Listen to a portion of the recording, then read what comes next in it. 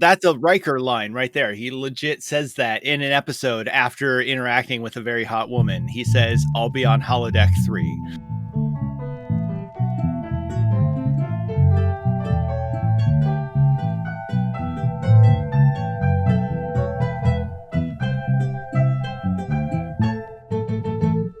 Hello, everyone, and welcome back to another very special episode of Back Up a Second. I'm your moderator, Dapper Stormtrooper, here bringing order to the galaxy and this podcast.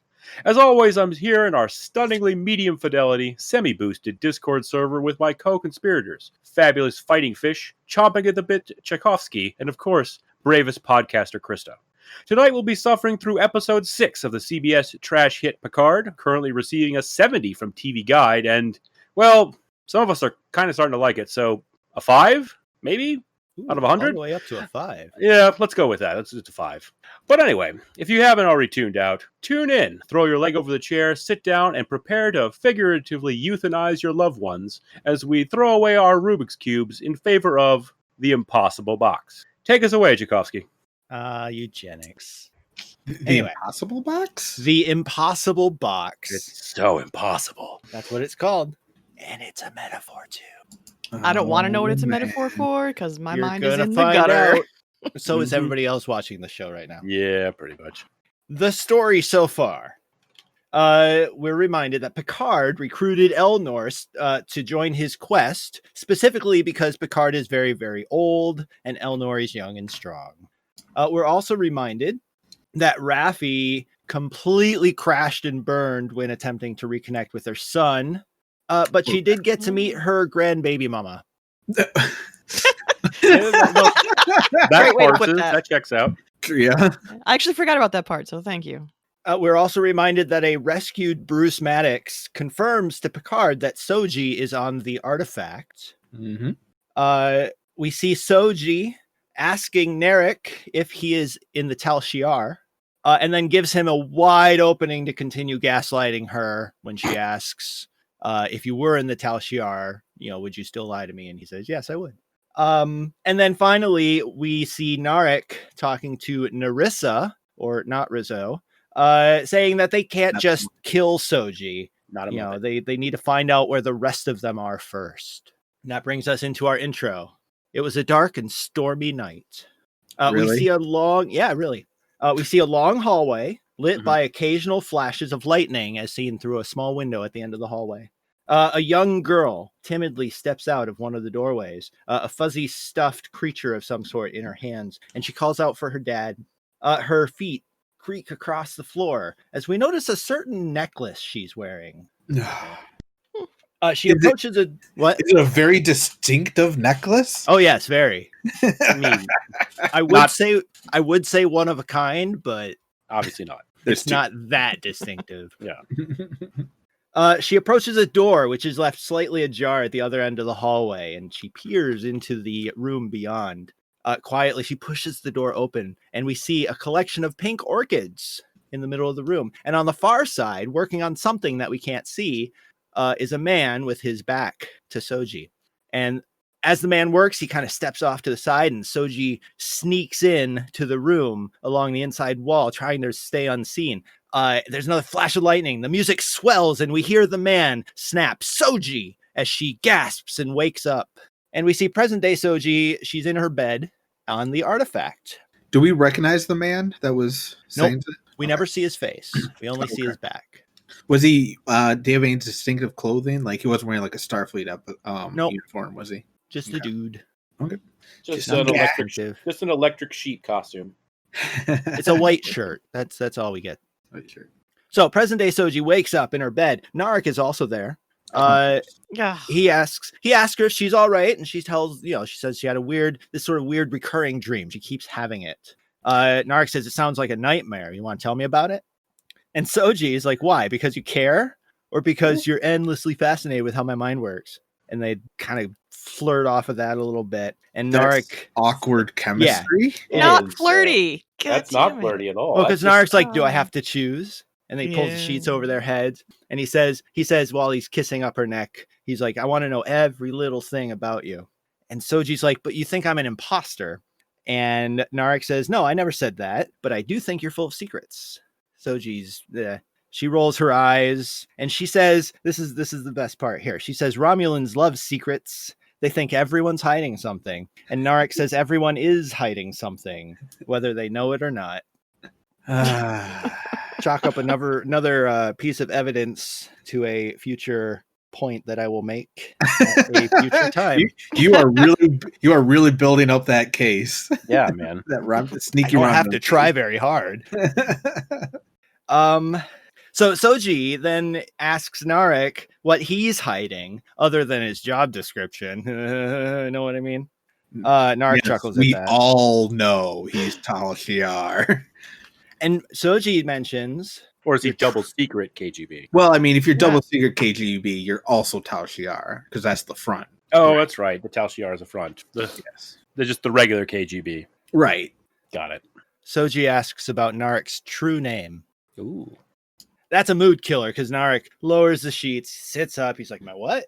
And Soji explains to Narek, I don't know what you would call this. Soji explains to Narek that Romulans have a name for outsiders and a name for family, but the true name is saved for the one you give your heart to. What? Was it like their BS. superhero name? No, it's like they're gypsies. This is a common gypsy folklore. Is it really? Yeah, absolutely it is. Like Wow. medieval European peasant gypsy folklore. That you have a true name and you have a face name and you have a name you give outsiders. I guess they are called Romulanis. Wait, No. Romulans. Romanulans. Yeah, it's the whole Eastern European folklore sort of has this tendency towards like the true name is sort of rooted in magic. Like if you know someone's true name, you can curse them or you can find them or things like that. A lot of sort of Yeah, of that. I'm familiar with that one. Mhm. Yeah, I read the Power. Dresden Files, so I've got it. Well, we know that Vulcan names are impronounceable to humans because Spock is not his real name. It isn't? No, in one of I think it's the original series episodes, somebody asks, what's your name? And he says, you couldn't pronounce it. So Spock is what he goes by. I thought he was just being kind of an asshat. Well, that too. Well, I mean, yeah, however you want to interpret that. I don't know if they repeat that ever again in the... But that is generally considered, like, Interesting. Vulcan is impronounceable to humans. It's not surprising. Oh, this is kind of weird, but okay. I guess they're going with something. But They're fleshing out the Romulan culture a little bit. yeah, They are, yeah. They're venturing into territory that Trek hasn't really gone yet. So my question is Narek like playing it off like he doesn't know what she's talking about, or is he okay? Yeah, because she's like, your true name, and he's like, my what? And that's why she human-splains to him. Or android synth-splain. Synth-splain? There you go. Synth-splain. I like it. So Narek gets up and he begins putting his clothes on, and he changes the subject back to Soji's dream. And he's like, it's a weird line. He's like, was it a random creation of the brain or based on actual memory? And she's like, I'm not really sure. And he brings up her mother, thinking that, well, maybe your mom will have some insight. Don't you talk to her every night? She's like, how do you know that? I hear things. Right? God, it's so creepy. Through the listening devices I have scattered throughout this bedchamber. Yeah. So creepy. Yeah. I'm picturing him at the door with a glass up to his ear. School. If he's doing the glass on the door, the Tal Shiar has really gone downhill. I have to say, He's old It's school. an ancient sometimes spy you got to technique. rely on those old school techniques. yeah, this is super old school. The Tal Shiar might be slightly exaggerated there in their reputation. All right. So where was I? Okay, so he's finished dressing. He's walking towards the door, and Soji's like, Narek. Door slides open, and Narek turns to Soji and says, "That's not my name," and walks out. But Soji's into it. She gets Soji. that look on her face. I hate Soji. But then she turns. Yeah, me too. I hope turns Soji surprised us the way Agnes surprised us and be like, "This is all a front." That she's I hope really so. pumping That's- him for I'm information. really holding out hope for that. Yeah. Like, and I hope it's conscious, not just like subconscious routine. You know. Well, she does then. Maybe this can give you some insight because she turns towards her reflection in the mirror, and she seems to kind of looks at herself for a bit, and then we're shown on the desk in front of the mirror are some art supplies and a picture that she looks at of young Daj and Soji together with their mother. She seems a bit perplexed and in love. Not that excuses anything, but Okay, so then next, cut to La Sirena flying through space. In the dining area, Picard and Agnes are sitting at a table. Elnor, we see, is over by the replicator. And by the way, I think I touched on this before. I want to comment again on the layout of this ship because it's kind of unique. I don't think I've seen one like this before, but I'm not very widespread when it comes to sci-fi. But it's like you have the bridge is open to the entire ship behind it. Okay. Like the span of the ship. And at the far end is the transporter area. And in between the bridge and the transporter area, there's like there are walkways along either side, but a big opening in the middle. And down below that opening is the dining area that we're in right now. Sounds very bare bones, kind of very extremely practical kind of build. And then the rooms are all along the sides. Okay. So I just thought it was unique, right? No, that helps me picture it. Thank you. Yeah. It kind of reminds me, not with the openness, but just in the sort of the linear structure of, again, the Firefly. And I feel like that's intentional. Where it's like you would go from the captain's cabin through the hallway where all the rooms are, through the kitchen, through the overhang to where the sort of the cargo bay / wreck area is, and then out the back end of it. Nerd. Okay, yeah. Continue dissecting this Star Trek episode for us. Nothing wrong. All right. Anyway, okay. So we're in the dining area. We see Picard and Agnes. Elnor's there at the replicator. Agnes is explaining to Picard that Maddox was too injured, and she goes on a little bit more technobabble with medical babble. But basically, he was too injured and his heart couldn't handle it. He died of broken heart. No. More like massive internal bleeding. Yeah. Well, I know how he really died, but I'm just trying to. Wouldn't there be like some sort of record though? Like, doesn't the medical hologram have like a record somewhere? They'd be like, he got deactivated. Okay. Well, the he med got bay turned off.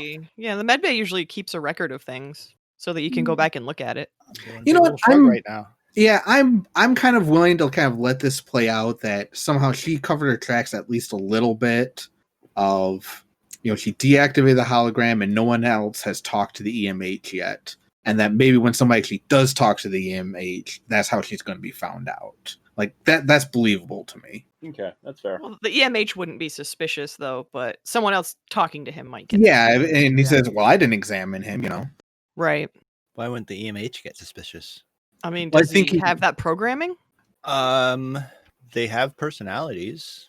We've seen the Doctor on Voyager get suspicious all the time, so I would assume that these guys could. I don't think he gets suspicious so much as frustrated. True. No. Yeah. Like, no, this is right. You are wrong. I must prove it. I could see him to just be like, if he next time he's activated and Bruce Maddox isn't, standing there, he's just going to kind of move on with whatever he's supposed to be doing. Right.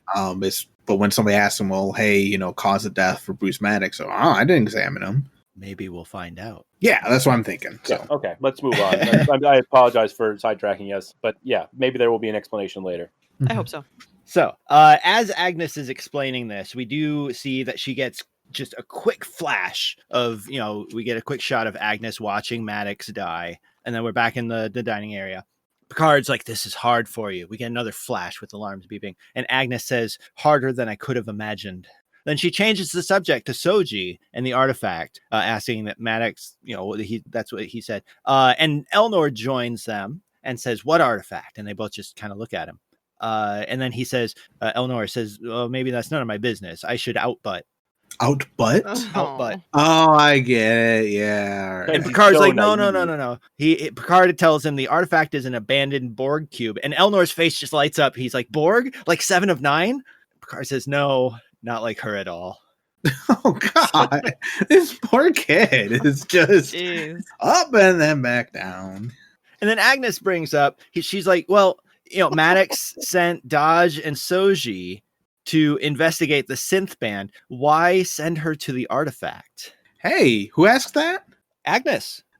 Audience stand-in. Dang, Yeah. he's good. Mm-hmm. Back to that. Yeah. Elnor asks if they even know if she's even still alive, and Picard says, we don't know, so we need to get there as quickly as possible. Then stop stopping at every single little outpost planet and go there, Picard.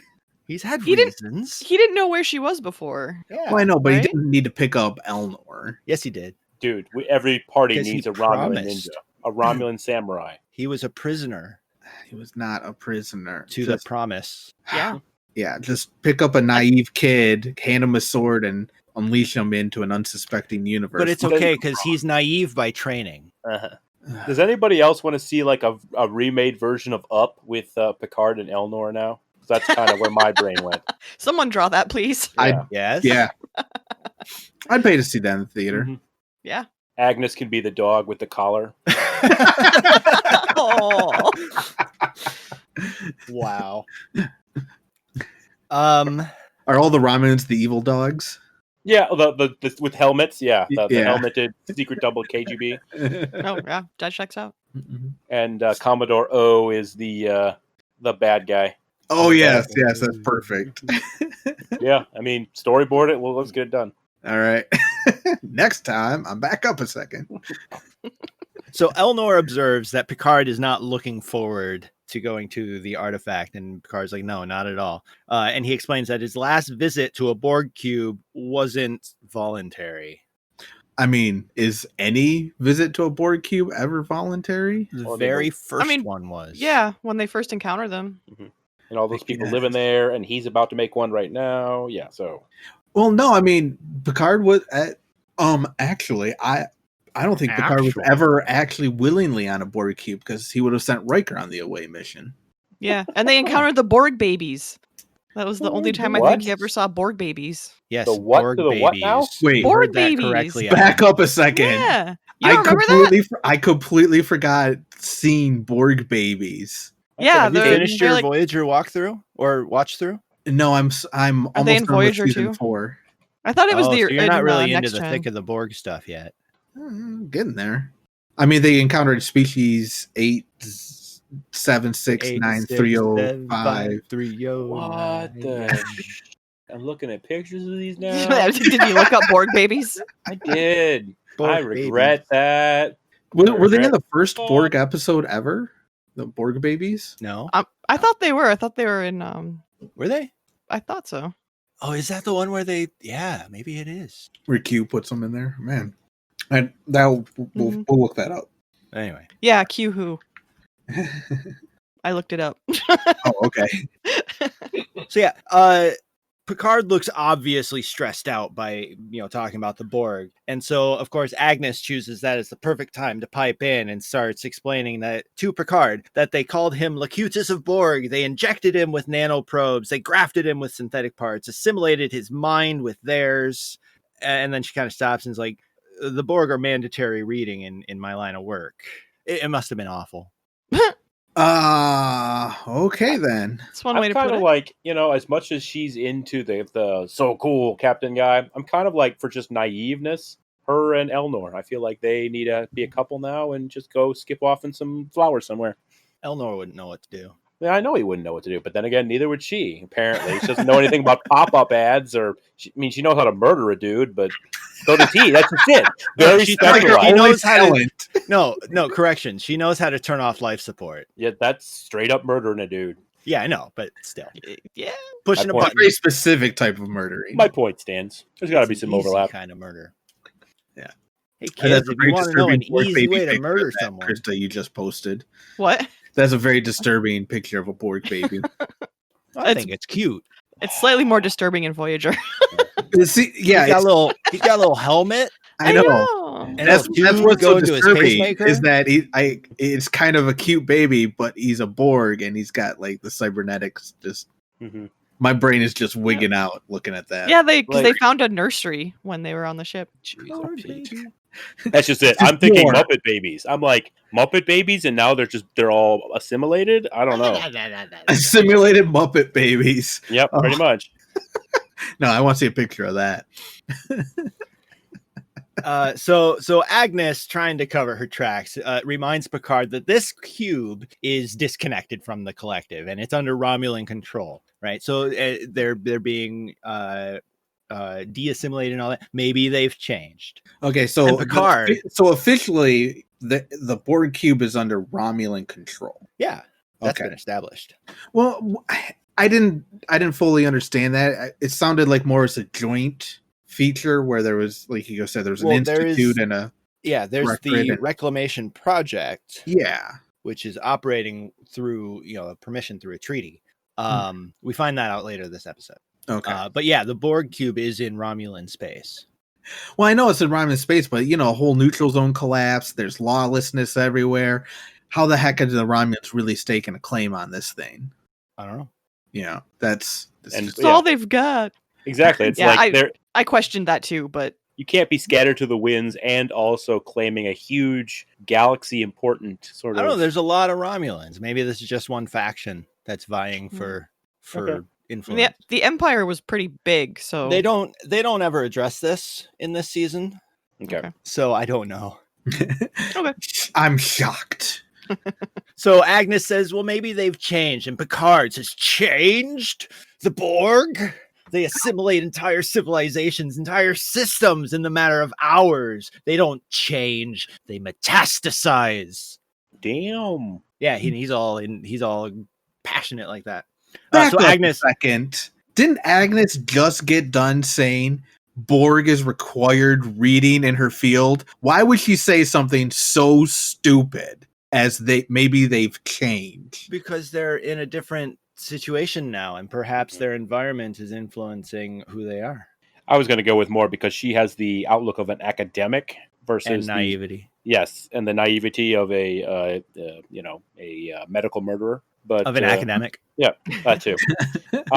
But she doesn't have the firsthand experience that Picard has. I mean, Picard's going to have some strong feelings. Obviously, sort of in that last episode, we have covered that Picard still has strong feelings about the Borg. The whole, do you ever feel like you became human again after they took the implants out? And he said, not all the way. So this is still a thing that he is constantly sort of dealing with, even though it's been probably, 25, 30 years? Yeah, it's been a while. Yeah, several decades. Yeah. So, I mean, yeah, he's fired up about it. I get it. It's the difference between somebody who read the books about D-Day and the guy that was there. Yeah.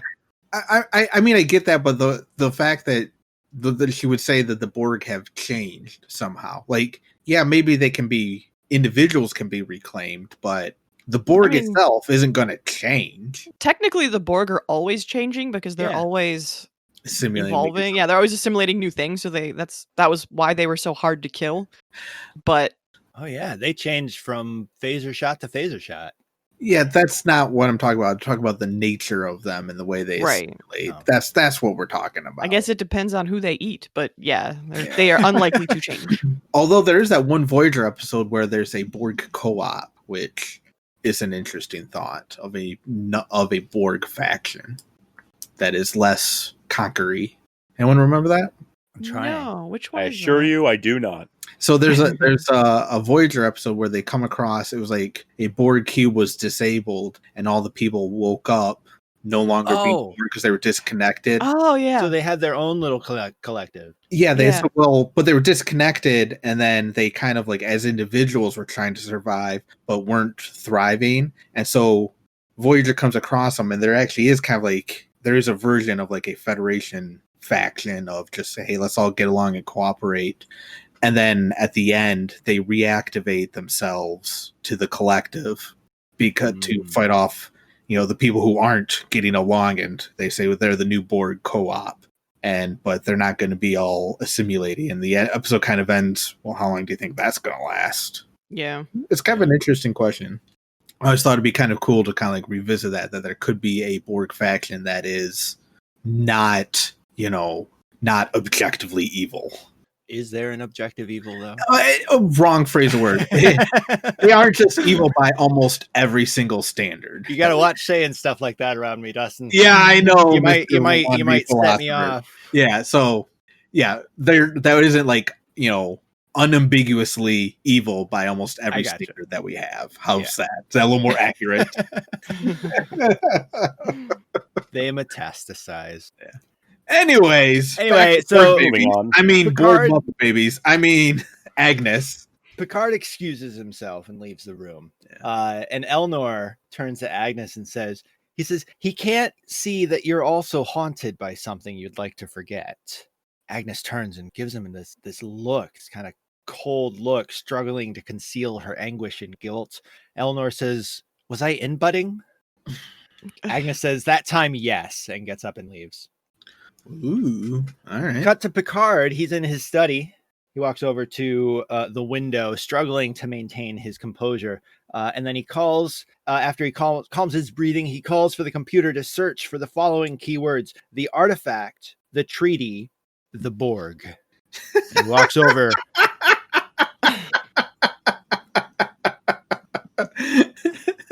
He walks over to his desk and. Why would you just say the Borg artifact treaty?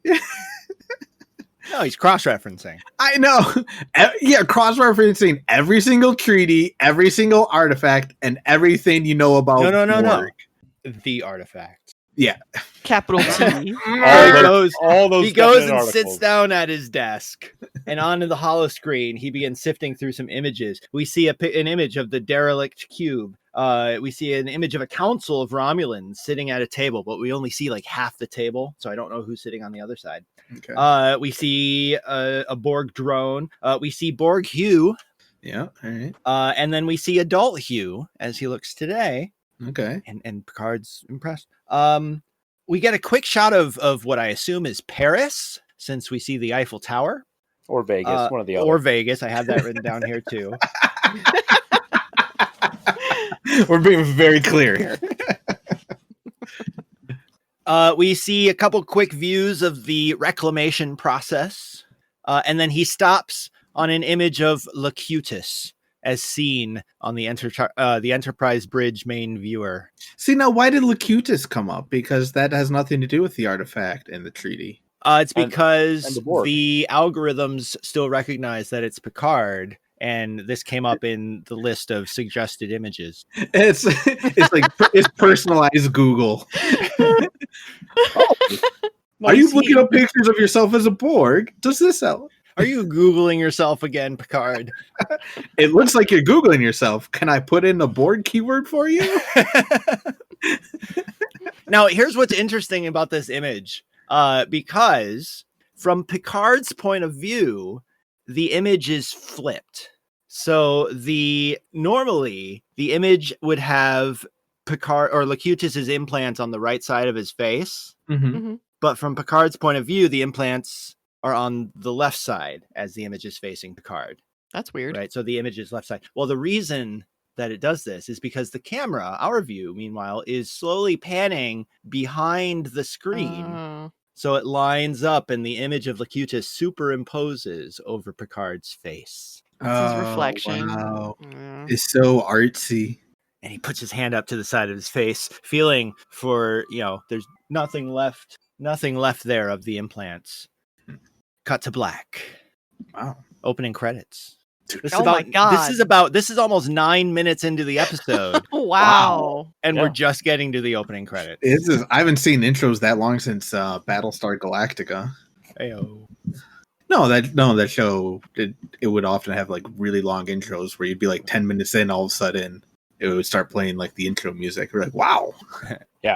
You'd I forget forgot that the you had episode hadn't started yet. Yeah, Yeah. exactly. All right, Act All right. 1. Oh, man. What page are we on? 6. Oh, all right. All right. Wow. Flying through That was this. a long How intro. many? 25. Yeah, exactly. Act 1. Okay. We open on a shot of La Sirena flying in the Beta Quadrant, former neutral zone, as the subtitle tells us. Title crawl. Okay. Rios is alone in the transporter area. He's barefoot and shirtless, and he's kicking around a football, which is non-American for soccer ball.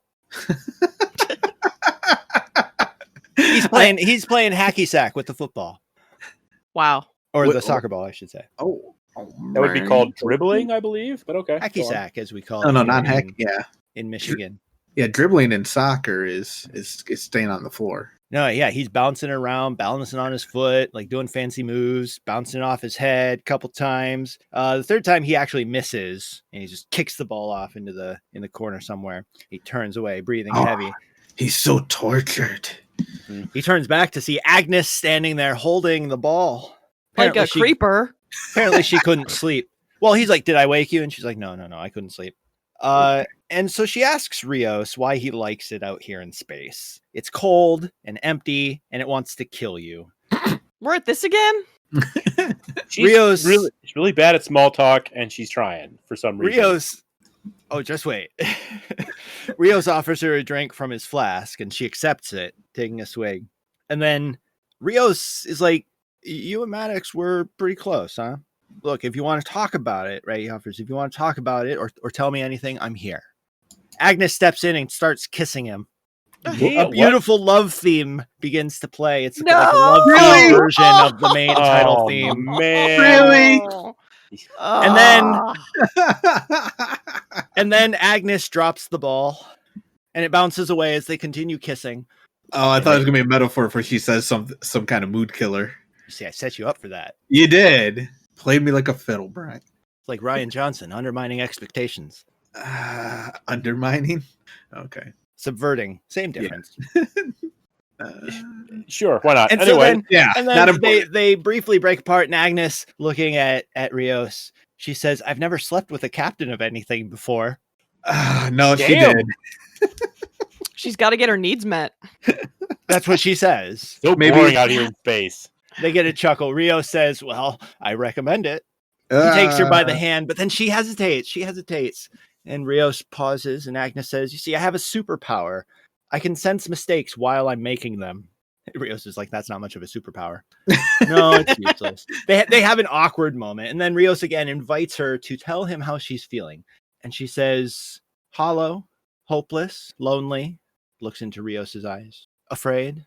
And she kisses him again, and a beautiful love theme begins to play. It's a love theme version of and then they pause again, and Rios is like, "Is that going to help at all?" And Agnes says, "Well, maybe for a few hours anyway." And she takes him by the hand as they walk off. You know what? Good for you, Rios. Yeah, he played it cool. Yeah, he played it cool. He wasn't really super aggressive, and he was like, "Are you sure?" Like, he's there for her. Yeah. Still a better love story than Twilight, and better whatever frigging Soji has going on. Yes. Agnes, a bit forward. Well, I mean, she offs a dude that she was romantically involved in, and is now immediately sleeping with the captain of the ship. Run, Rios, run! Yeah, like she is.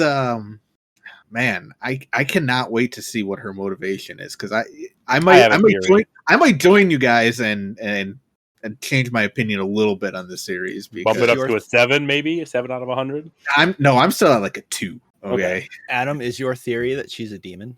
No, it is not. No, it is not. Is that something I should be thinking? Because I don't know. Like, I've seen some shows take turns, and I just don't see that Star Trek having her suddenly become a tiefling of some kind makes any sense. I mean, if she's like an undercover Romulan, I would not see that coming. That's kind of my theory, but not all the way there. I think that Commodore O told her to do this. Not necessarily to sleep with Rios here, but she told her to go keep an eye on Picard. Yeah, that's what I think too. Yeah, that is my theory. Keep an eye on Picard. And while you're at it, I hear there's a cute captain. Well, no, I mean, like, this is kind of like spy stuff. Like, you're getting the person, you're getting people on your side whatever way you can. Mm-hmm. I mean, he is the captain of the ship. He is a good ally if all of a sudden suspicions start being cast about. It's like a very logical thing to do. So she's playing the Cersei Lannister game, huh? No, that's Rizzo. No, not that game. Oh. The other game. Not to sleep with your brother game. The actual Game of Thrones. Oh. And the way Cersei plays. Yeah. So I get that they're trying to make. Well, I wonder if they're trying to make the women in this show more like assertive and forward, that's absolutely and just what they're doing. Failing really failing at it. Well, I mean, that's kind of like my- I'm holding back is like, is this like her being very logical and cold, and we're gonna find out the whole thing is an act, God, I or hope so. was she really torn up about killing Bruce Maddox? But there's something horrible, awful that she just had to do it for some other reason. And if it's that reason, I don't get the then immediately sleeping with Rios thing. My theory on that, Okay. theory on why she immediately sleeps with Rios like that is because Rios offered her that swig and she couldn't handle it and didn't know what to do and was like, oh, I guess this is what I'm supposed to do next, is try to seduce him because she's drunk now off of one swig. I don't. Maybe I don't think you're being serious, but maybe you No, are. I'm not. Yeah. Okay. What were you about to say, Krista? Well, I was thinking like, well, my husband's a real lightweight. That might get him drunk, but no. I can't imagine. I can't imagine Agnes being that heavy of a drinker. I think she's a lightweight. And this is probably real booze. This is not synthahol. Yeah. Well, this guy's way too cool to drink synthahol.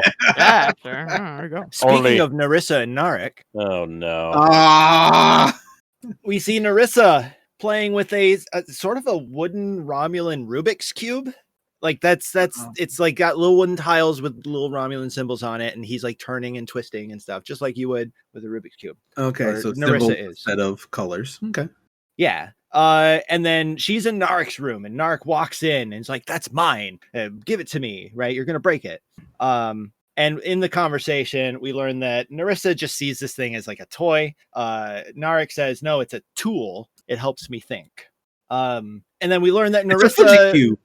Narissa would have always just smashed them open to get to the prize inside. Okay. That's fair. And they Gordian continue knot. discussing. They start discussing Soji's dreams, right? Narek is like, "I've made progress," and Narissa is unconvinced because he brings up the dreams, and she's like, "Oh, great, dreams." But then Narek is like, "But why did he program her to dream? Like, what function does it serve?" And then Narissa starts teasing him more about, well, maybe she's dreaming of you and her growing old together. Tell me, brother, do you dream of her too? And he's like, he's not having this. She starts to walk away and is saying that she's going to take over the operation. But then Narek says, no. Every piece of synthetic design serves a purpose. Why give her dreams? Why give her nightmares? And Narissa says, it's a malfunction, a bug. And Narek says, it's exactly the opposite. Narissa says, I'm listening, as if that convinces her. And then we get this beautiful bit of technobabble. Okay, God. I thought you were going to say a beautiful bit of romantic music, and No, not again. Yeah, I was hoping that was not where we were going as well. So Narek says her neural pathways are auto-heuristic, always seeking or forming more efficient connections. Every day, that capability must bump against clear evidence that she is not, as she believes, a human being. That cognitive dissonance must go somewhere, referring to her dreams. Okay. No, that's pretty good technobabble. Yeah. Yeah. No, I don't know. I thought when you said beautiful, I thought you were going to be like beautifully awful. No, that's And we good. even get a Star Trek follow-up. As Narissa says, you're saying the robot girl has an unconscious? An unconscious? Unconscious. Don't they mean what she said. subconscious? No, I looked it up, and apparently that is a definition of the word unconscious, even though it's not normally used that way. the unconscious mind is a Yeah, right. That is a common synonym. Yeah, Okay. but it's usually paired up with like unconscious mind. It's not The unconscious often, mind, at least with us, The referred to collective just on its own. unconscious, stuff like that. Yeah. Yeah. All right. So yeah, basically the dreams are her reconciling the two views of herself, and they're like bumping up against each other, right? So it's Narek's opinion. Okay. He's like, it's not a malfunction, it's a vulnerability. And so if Narek can get Soji to tell him about her dreams, then he can access her underlying engrams without triggering her self-defense subroutines. If you say so, brah. Okay. Do you Does follow anybody that? remember how Data's dreams were explained in Next Generation? Because there was that It one was a episode where he had specific- dreams. It was a specific program that Soong put into him. Fact check here. Basically, what I'm seeing from the internet, the difference between the subconscious and the unconscious, because they are sort of overlapping, but they are not apparently exactly the same. The subconscious is the part of the consciousness that is not currently in focal awareness, whereas the unconscious mind consists of the processes in the mind that occur automatically and are not available to introspection. Okay. Thought processes, Okay. memory, affect, and motivation. Okay. Okay. All right. The more Thank you you. know. So Robot Girl has an unconscious. Yep. So basically, so her dreams are Narek's sort of way of trying to get through the cracks to get the location of Soji's homeworld. We're going to hack the girlfriend. I don't think he's really that good though, because he did not actually get her to describe her dreams. Not yet. Yeah. He only just found out about it. He started very obviously gaslighting her, and she is still sleeping with him. So either he is really smooth off camera or something. Maybe he's... Yeah, like he could have very easily said, oh, tell me about your dream. It will make you feel better to, just to tell someone about it. And when she says, you could say, yes, I do care. Like, you don't have to be all weird about it, dude. Like, except apparently the weirdness is working. Like that. Yeah, she's totally into it. Yeah, I don't get it. Bad writing and all sorts of other stuff in the universe itself, and we accept that as what's happening. He's got something, it works. He's gonna stick with it. She's attracted to gaslighting. Yeah, roguish, mysterious, kind of asshole men. That's what she's attracted to. That's what gets him back in there day after night after night. So yeah, stick with it, buddy. I guess. All right. Yeah. I'm hoping she's just getting her needs met too. God, I hope so. So Narissa teases Narek again. This time, Narissa makes the comparison, mentioning Narek is working on Soji like he's always fiddling and tinkering with that box of his, and that's when he makes that metaphor. Boo. Narek responds, the key to opening a Tan Zekran is taking the time to understand what's keeping it closed. And he demonstrates by completing the cube. He says you have to take your time and feel and listen for just the right moment. And then eventually he holds out the cube in his hand. Doesn't do anything right away. So Narissa's like, okay. But then it starts opening, like unfolding on its own. And out pops a little statue. Just a little woman statue from the middle. It's just, that's all. Oh, a fake person. Cut to the bridge of La Sirena. Okay. Rios is telling Picard that they're about to enter Romulan space, thus violating galactic treaty. And he pointedly tells Picard that he's okay with it because he knows that Picard has a plan. And then, for this seemingly impossible mission, he walks through every step of this impossible mission to highlight how absurd it is. You know what? I might be a little bit with Raffi on this. This guy is Starfleet to the core because, boy, does he know how to take orders. Yeah. He is it's like he's announcing it. It's like, just so you know, I'm taking orders from you. Yep. Agnes suggests, well, maybe they should go and pose as scientists to get onto the cube. And Picard says, no. Basically, both the Romulans and the Borg will recognize him on sight if he sets foot on the cube. That makes sense. Yeah, he's like, if the Romulans don't, the Borg will. The collective do not forget one of their own.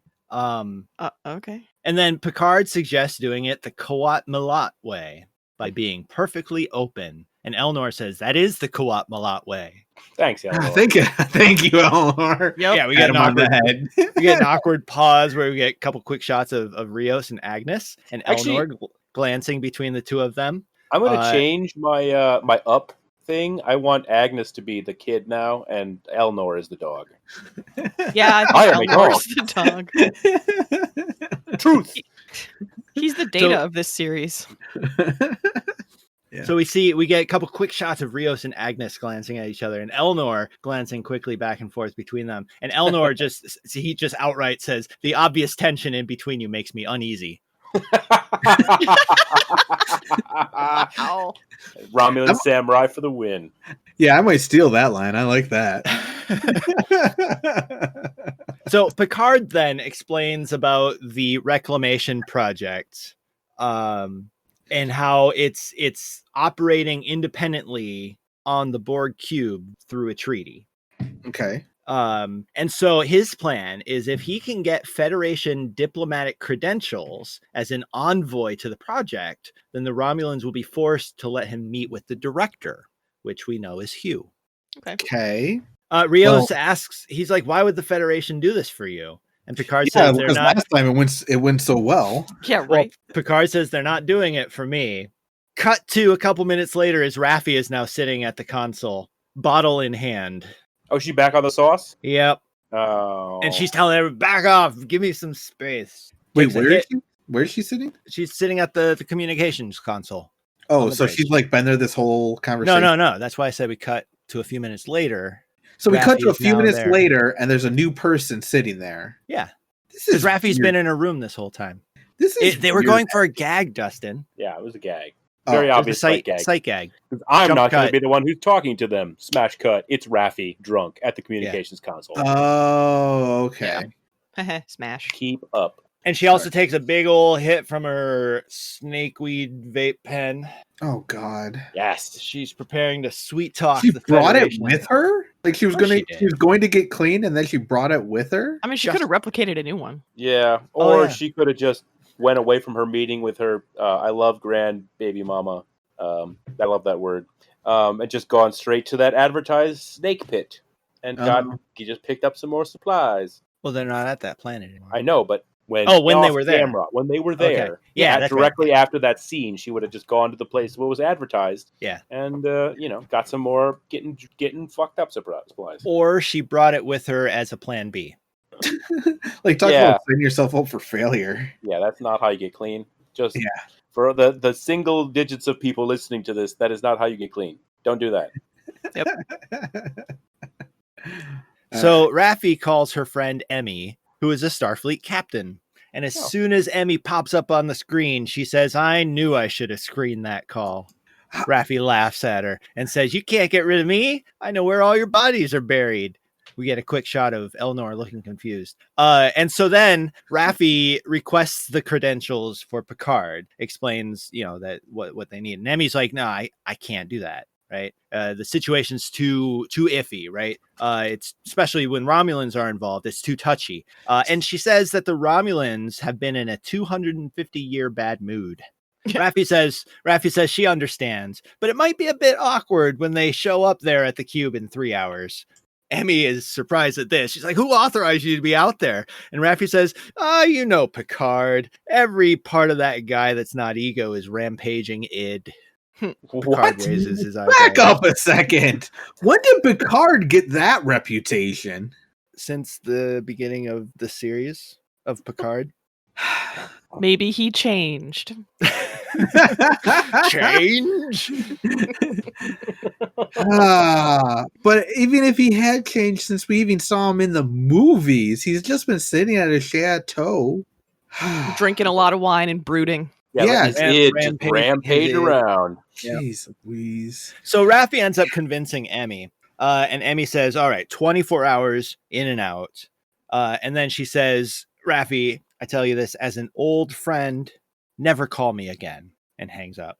And immediately Raffi's composure just drops and she slumps down in her chair and she's obviously distressed. And Picard stands up right next to her and immediately starts clapping for the good job she just did. Raffi stumbles away and Rios kind of helps her. She's still got her bottle in her hand. And then cut back to That was Picard as he's relieved that he sits down in the chair with a very relieved look on his face. And we get a rather victorious Next Generation theme sting. The ba ba ba ba ba ba ba, as Picard is very pleased that he has gotten his way once again, despite the obvious suffering of those closest to him. I was going to say, let's back up a second. What a We have dick. a whole lot of things we need to unpack right now. Oh, man. Oh man, that's awesome. That's the He's end of an Act asshole. 1. So Oh, Oh my Okay, God. yeah. So I don't know what I want to tackle first, Raffi or Picard. Like, oh my God. Okay. well, they'll both be easy. Raffi's drunk and Picard's old. Thank you, Elnor. I spaceman hip. So Oh. yeah, first of all, Picard, just obviously she was so angry with him that he never helped her when she needed it, and he is doing it again. Very Like- smugly, too. And the series is like endorsing it, like him being just a completely oblivious asshat. He's no longer our hero. Right? Oh man. Okay, so that's Picard. Okay, the second thing, Raffi, pulling together and calling a captain and just having this weird thing of, I guess I should have screened the call. You're a freaking captain of a starship. I'm pretty sure your communications officer told you who it was before they I think she was just sniping at her. Just sniping at her. And then if she was just sniping at her and they're just such old good friends, why did she do this for her? I don't know. Maybe she felt pity. Or even give her permissions. And then third of all... Or she kind of had her hands tied because then Raffi's like, we're going to be there in 3 hours anyway. And there is more dialogue where she's like, if you want to avoid a diplomatic incident between the Federation and the Romulans. So she's strong-armed her a bit. Yeah. Well, and then let's do some, third world universe building. Since when do captains start granting diplomatic immunity? Diplomatic immunity. Well, diplomatic credentials. Yeah, it's not necessarily immunity. Well, I mean, that's kind of I would assume that could be something that it can be granted by anybody of high enough security clearance or high enough rank. I don't know. That's an interesting question. It's a very interesting question because I've always thought like the Federation diplomat is outside of the Starfleet hierarchy. Like, I think we've already established that in this show they're blurring the lines between Starfleet and Federation, and that pisses me off. So, anyways, that's my 3 cents. So, hey, a lot can happen in the 20 years since. Completely changing the structure of everything and not even addressing it. Okay, moving on. Act 2. What page are we on? 11. Woo! So we are at the Borg cube. We see it floating in space, patched with force fields. Narek and Soji are walking along a busy corridor. Soji tells him that she had the dream again last night. She meant to ask her mom about it, but she fell asleep talking to her. Narek asks if that happens often, if she falls asleep often, and Soji's like, I'm not sure. And then Narek gets visibly frustrated with her, explaining that all calls on the cube are tracked and any anomalies are automatically flagged.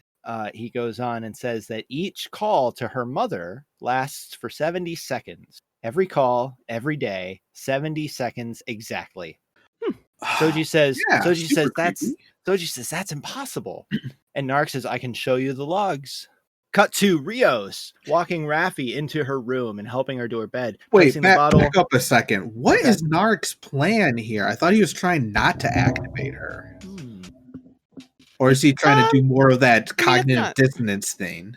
Yeah, I think that's it. Because it's not threatening exactly. Though if I were her, I would be very concerned that he was tracking all of my phone calls. Yeah. And looked it up. He said that it was flagged as an anomaly because every call was exactly the same length. But I mean, has he been established as a security guy? I mean, we're all kind of assuming he's always been secretive about just what his clearance level is. Yeah. I mean, I feel like he's hinted enough that she just accepts it.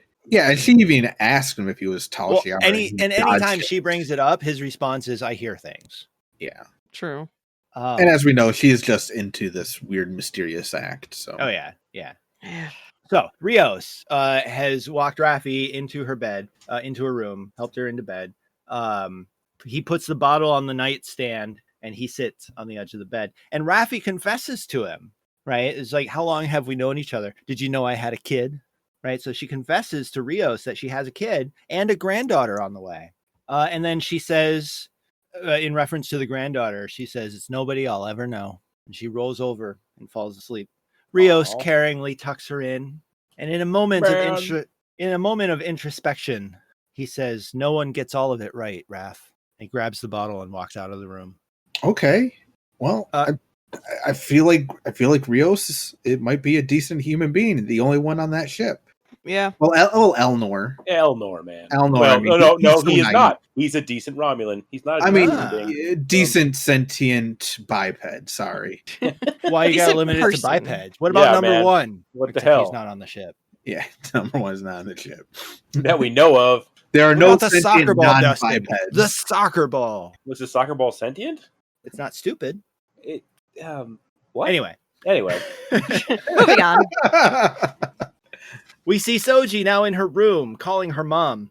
She tries to bring up the dream again, but immediately begins dozing off like you do when you're talking to your mom. Okay, listen, how do you know that's what I do? I hear He things. hears things. Yeah, slow pitched over the plate, knocked it out of the park, both of you. Good work. Man, we both jumped right on that one. Yep. He walked right into it. So she begins dozing up, but then she like starts awake again, right? And she says, Mom, I think there's something wrong with me. And her mom says, there is. You're working too hard. You should lie down.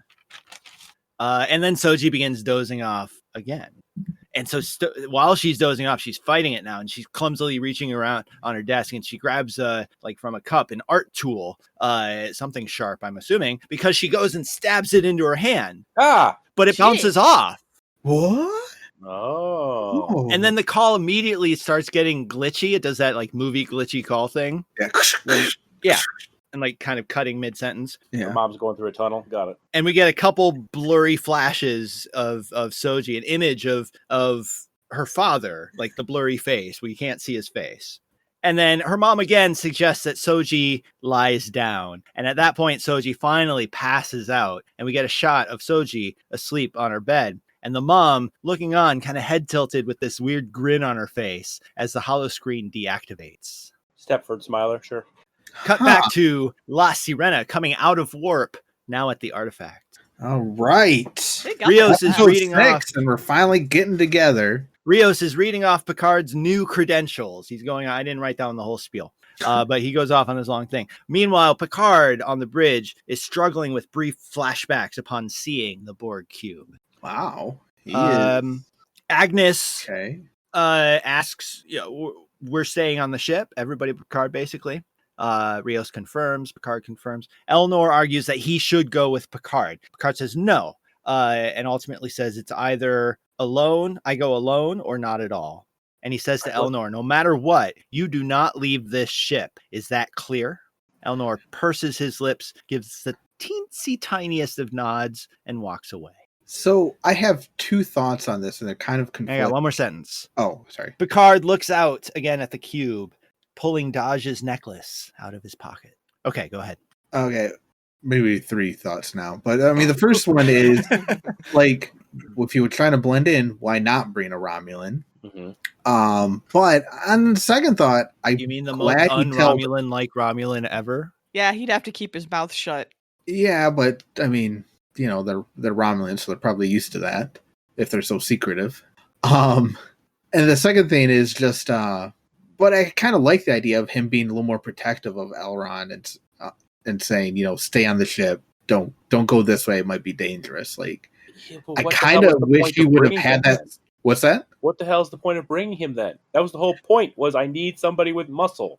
Like, I'm now going onto a Borg cube where I am not particularly comfortable into a situation where I have falsified paperwork. I may need to make falsified. It's for Picard. We'll call it shaky paperwork. Yeah, well, I think but it's legit paperwork. Yeah, it is legit. But we do know that the agreement of the credentials is that it's Picard only to meet with the director of the Reclamation Project. Okay. So nobody else via the credentials, nobody is allowed to go with him. Okay.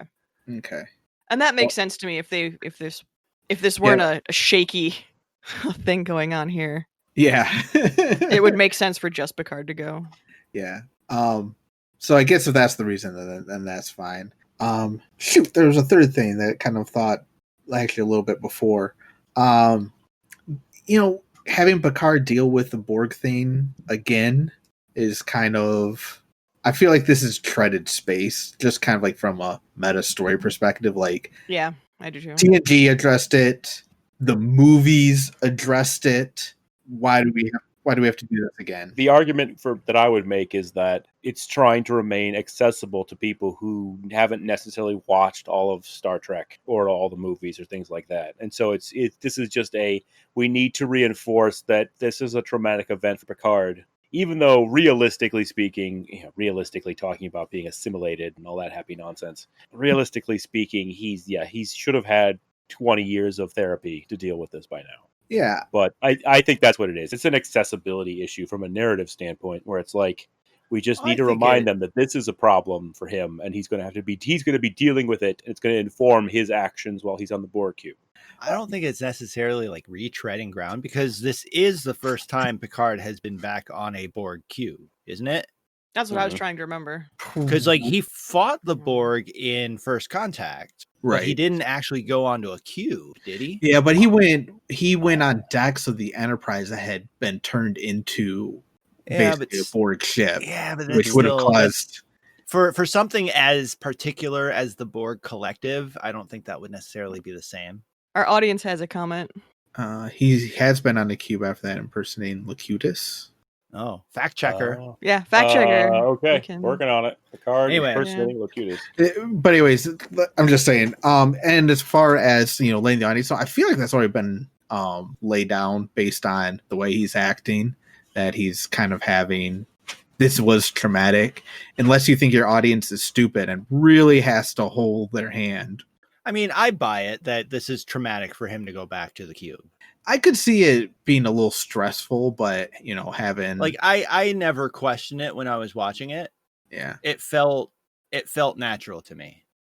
To me, it doesn't, because he's kind of had to face up to this. I mean, to one twice aspect. On screen. How long has it been since he was Locutus? Because that was end of episode or end of season 3. So I feel like it's been over 25 years. Or beginning of season 4, I guess. Yeah. Anywho. Okay. Anyway, cut to Soji. She wakes up at her desk. She's confused and looking around. She begins pulling out all her old belongings, like opening drawers and pulling stuff out of the closet. Old photos, drawings. For some reason, Soji has all her childhood drawings and belongings with her. That's weird. All of them? I guess, because she pulls out all these tons of old pictures, all these old drawings, some of which are even like pinned up on her wall. She pulls out a diary. She opens up an Adventures of Flotter lunchbox, pulling out even more photos and spreading them across the desk. Hey, Dustin, have you gotten to the Adventures of Flotter yet in Voyager? The Adventures of Flouter? Flotter, Flotter. Flotter in the Forest of Forever. And those classic characters, Flotter and Trevis and the Ogre of Fire. Oh. No, apparently not. Oh, this is it's the holodeck. It's the kids' holodeck program on Voyager that Naomi Watts. No, not Naomi Watts. No, Naomi. What's her name? I just watched this episode today too. See if there were any jokes I could get out of it. No, there weren't. Okay. But yeah, it's that episode when her mom is on an away mission with Tuvok and Paris, and she gets injured, and nobody on the ship knows if she's going to survive, and so Neelix is trying to keep the kid occupied. And this is the kid that was born in the Delta Quadrant like 2 years earlier. Yeah, she's like 7 or 8 now. Yeah, she grows fast. They do explain that she does grow fast, I think. But yeah, barely.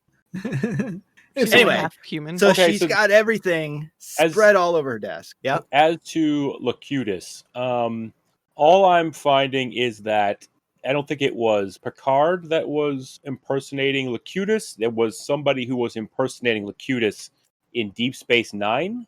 Let's see. That's what I'm finding. There's a couple appearances. One is a Next Generation, one is Deep Space Nine, one is the movies itself. So maybe that's what they're thinking of. One of the movies he gets turned into a Borg in the series. Yes. And then he also is shown with the Borg Queen in First Contact. Mm-hmm. But those are sort of like flashbacky things, aren't they, in First Contact? No, he's with the Borg Queen at the very end. It's like on the cube? Not on the cube, but it's on the ship, and he's surrounded by what could very easily be mistaken as a Borg cube. Yeah, it's a Borg ship basically at that point. Yeah. Anyway, so what is I'm gonna paste Adventures of Flotter. Flotter T. Water the Third. Oh, okay. That picture is a flashback. Okay. Oh, that picture. Or it's marketing material. Sorry. Okay, Adventures of Flotter. Flotter, the blue guy, and his friend Trevis. Oh my God! It's the Guardians of the Galaxy prequel. No. It's the Forest of Forever. Nah, it's Dancing Yeah. with Wolves. Well, it's all dances. Yeah. Anyway, so she has a lunchbox, Adventures of Flaughter, and there's more pictures, spreads them across the desk. And then she pulls out a scanning device and starts scanning everything. And she scans first thing, and the device recites probable age 37 months. She scans something else, probable age 37 months. She scans a diary page with colorful letters, large letters saying girls rule on it. Probable age 37 months. Did it have a Z instead of an S? No, it had an S. Ah, darn. That's how I know it was fake. Yeah. Because like, I feel like real people don't have stuff like that. Those are props for movies. She scans a childhood drawing of her stick figure family standing outside her house. Probable age 37 months. What? She scans the stuffed creature that we even saw in her dream sequence. She still has it. It was under her bed, so we see her reaching under the bed to grab it. She scans it. Probable age, blah blah blah. She eventually grabs a picture off of desk, smashes the glass on the front of the picture to pull out the photo of Jeez. her and Dodge. Scans it, probable age 37 months, and her reaction to that is she tears the photo in half, separating Dodge and Soji. And then she grabs her necklace. She's breathing heavy. She grabs her necklace to help calm her down, but then she pulls her necklace off and scans it. Probable age 37 months. She throws the scanner across the room, fighting back tears. Cut back to Picard, beaming onto an empty platform in the board cube. All right, back up a second. We're getting some use out of the catchphrase this time. I'll tell you what. Yeah, well, usually I'm like, Well, whoa, we're whoa, making up wait for up. last episode. Yeah, we do have to make up for last episode because I kept saying wait, whoa, and never actually said the catchphrase. So I want to make sure. You're done good. Training myself here. So yeah, you kind of already addressed kind of the absurdity that she has all of this kid stuff with her.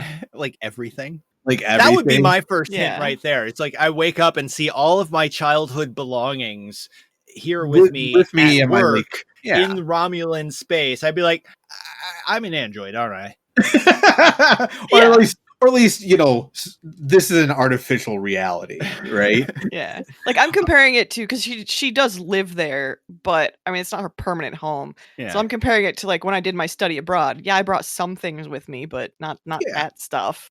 You didn't bring your old Adventures of Flaughter lunchbox. I did not. No, I mean, It I was could Betty picture. Page, and no, that stayed at home.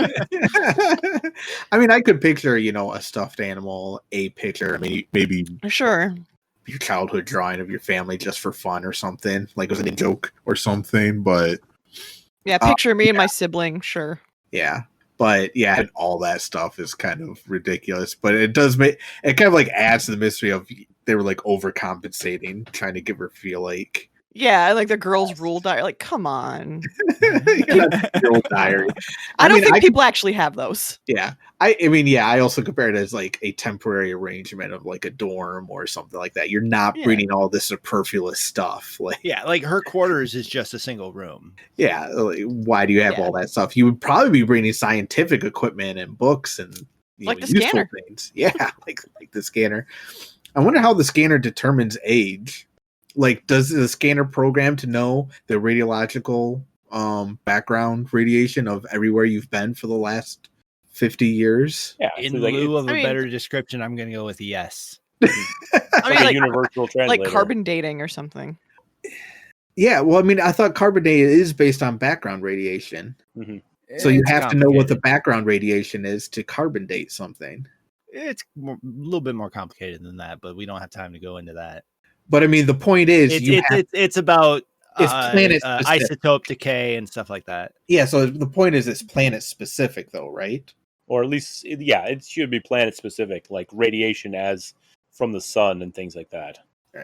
I don't know. We're Maybe getting they've into the compensated question for of that. how this magic sci-fi scanner works. That's that true. determines We- the Yeah. age. We did have a really advanced one in the first or second episode that could reconstruct a whole scene, Yeah. allegedly. And Okay. Yeah. that was one that was even better than they were supposed to have. So I feel like having a tricorder that tells you how old a thing was since it's been replicated or since it's been created is probably reasonably on brand. And to be fair, it does say probable age. Yeah. So it could be. No, It could no, be. hang on. Just because there was something super absurd in the beginning doesn't mean we don't stop pointing out things that are kind of absurd later on. And well, consider it pointed out. Okay. I mean, I think it fits in with everything, like artificial gravity and replicators. Like, I think it fits in with all that. Yeah. All right. It's Okay. convenient to the plot. We've already figured out how to transform energy into matter. Pretty much at this point, I'm not surprised by anything. Right. Yeah. Well, it's okay. Just all right. From the story sci-fi perspective, it's just a magic tool rather than an actual piece of technology that we're exploring, and that's kind of cool. And you look at the consequence of it. It's just we need something magic in sci-fi, and that's what it is. And I was kind of hoping Star Trek, after 20 years since the last series, would kind of be evolving into better sci-fi, but that's obviously No, it's evolving in the opposite direction than that, Dustin. Yeah, that's my problem. It's getting quote unquote more accessible. Maybe they came up with something like radiation compensator chip. Maybe it's something to do with magical subspace radiation. I could believe that. Tachyons, man. I think I just talked myself in. Yeah. Speaking of the Borg cube, Yeah. Okay. So Picard beams onto the empty platform in the Borg cube, and he begins walking. He calls out "hello" because there's nobody there, and he's suddenly attacked by another flash of another flashback. Collecting himself, he walks across. It's like a bridge over a chasm within like the Borg cube. You see all these different levels, and there's no handrails on this bridge. You know what I want? I just want a handrail right here. You know what they said that would be leaning. So he begins walking across this bridge, and halfway across, he is suddenly besieged with more flashbacks, and he falls to his knees, and he has more flashes as hands start reaching out to grab at him. He's struggling to resist. Let go of me. Let me go. And then a voice calls out, "They don't want you to fall." It's Hugh. And suddenly Picard snaps out of it, and on either side of him are two XBs just assisting him so he doesn't fall off the bridge. Without a word, they turn and leave. And now Picard is reunited with Hugh. Okay. So, is the romantic music playing? Hugh says, "I don't know why you're here, but whatever you need, I'll help. Right? Whatever I can help you with." So, I mean, just so we're clear, we're really, really super duper making it clear that he has trauma visiting this place. Yes. Just to be super duper clear for anyone who was making a sandwich for the last 20 minutes. Yeah. And why are there no handrails? Because I remember there being handrails on the Borg ship. They can walk in straight lines. They have evolved beyond handrails. Yeah. Well, I don't know. I'd have to look up more pictures, but I thought they had handrails. Maybe they assimilated a race with really good balance. Makes sense. They're also very heavy too, so that helps with that center of gravity. So why wouldn't the Romulans at this point have installed hand railings? Because you would think you'd have people constantly coming and going. They spent all the spare metal on making that bar. So that's true. That's a good point. Yeah, I've saved for that bar. Yep, all the handrail metal now a bar. Right. So Hugh offers whatever help Picard needs, and Picard says, "I'll take a friendly face." And they embrace. And the romantic music starts playing. Right, exactly. And we cut to black. You know what's funny though? Like of all the series, like kind of frenemies, I kind of would have thought Hugh and Picard might have been a slightly cold reunion, not like antagonistic, but kind of cold because really? Picard. Well, the last time they saw each other, Hugh was furious at Picard. But then they kind of worked together to overthrow Lore. And that was really the last time you saw Hugh and Picard together. Yeah, and now it's been like 100 years. Well, I mean, it's been like 20 years, so I'm just saying, like, I wasn't sure. Him being greeted this warmly by Hugh, to me, I feel the reaction, made Hugh a little more sympathetic. Maybe. Because that's a hell of a reaction. Yeah. Well, we get the impression that Hugh is just very, very pleased to see Picard. Yeah, like they any old problems or issues they may have had are now set aside. Well, it has been long enough that they are happy to see each other. Well, I get that. There's a difference between being happy to see each other and, hey man, whatever you need, like you're my hero. I'll get you what you want. Yeah, like he helped free him from the collective. It's true. Yeah, I don't find this that strange. I'm basing on the last time we saw Hugh, which he was furious at Picard for what he did, to him and the collective and how it ruined them. And then begrudgingly they worked together. Isn't that the episode where Hugh joined with the other renegade Borg under Lore? Well, no, Hugh was anti-Lore. He was like so he was like a rebel faction of the Borg faction that had Double achieved rebel individuality. Borg. Yeah. So You want me to explain this away from you? I'm not even sure that they would really be.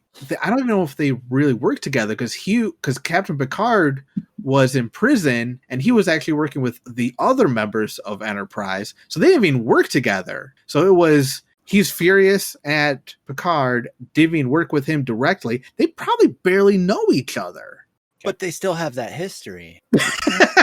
Okay, I'm done. Then they may have worked with each other since then. I can explain this for you, Dustin, if you'd like. All right. He has literally, Hugh, who was also a Borg, has literally also seen an ex-Borg who is having an emotional breakdown upon entering into this Borg cube. This is what he does on a regular daily basis. Deal with ex-Borgs, dealing with their trauma. And so even if he was furious with Picard, this is an extremely humanizing event that even the great Picard has problems with a Borg cube. And there will be an emotional connection there between the two of them because of that. Okay, so maybe I'm misinterpreting it. I was interpreting it as they're like old friends reuniting. Well, that is how they portray it. Okay, so yeah, so that's what I'm saying. It's not a hey. Like they're happy to see each other after so long. That's all we get from this. Okay.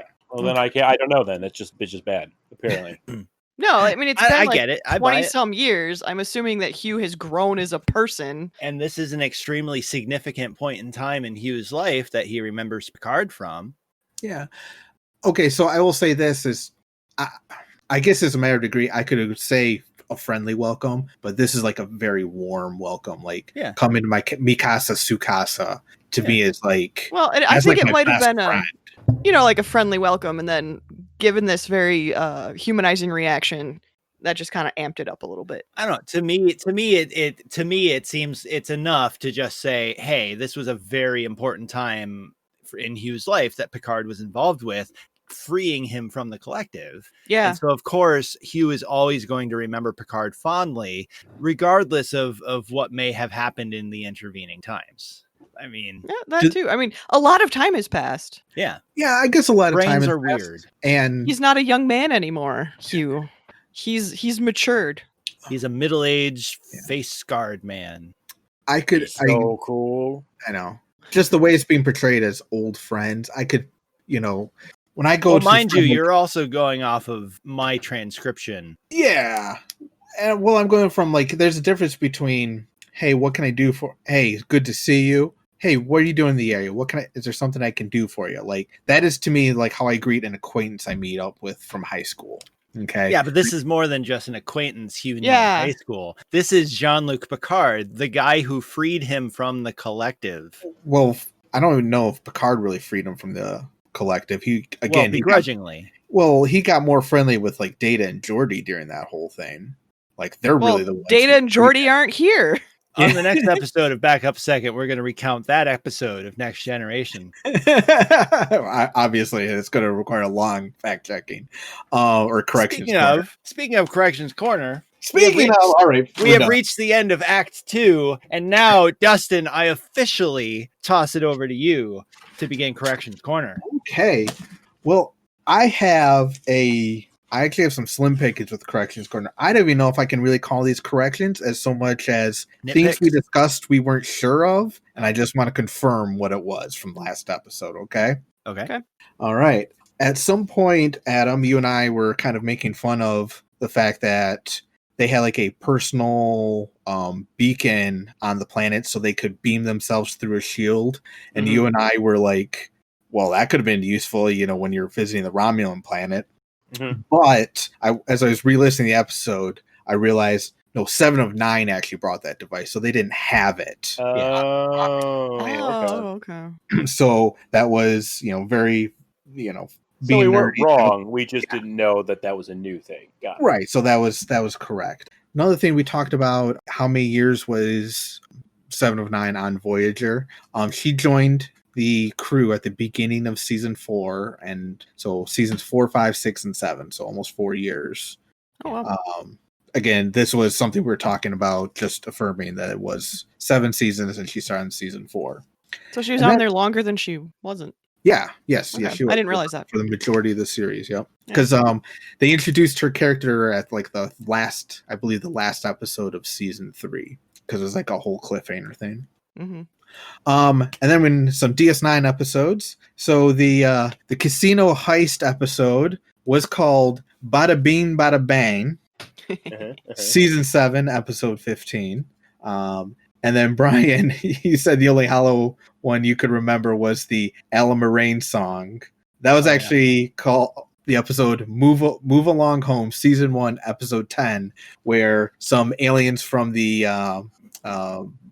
Gamma Quadrant were teaching Quark a lesson. Yeah, and we get this glorious moment where Quark is on his knees, just desperately pleading, and we get that I don't know what it is about the way they plead, the Ferengi. Frankie, the way they plead, because he's like, please, and just watching Armin Shimmerman do that is so therapeutic.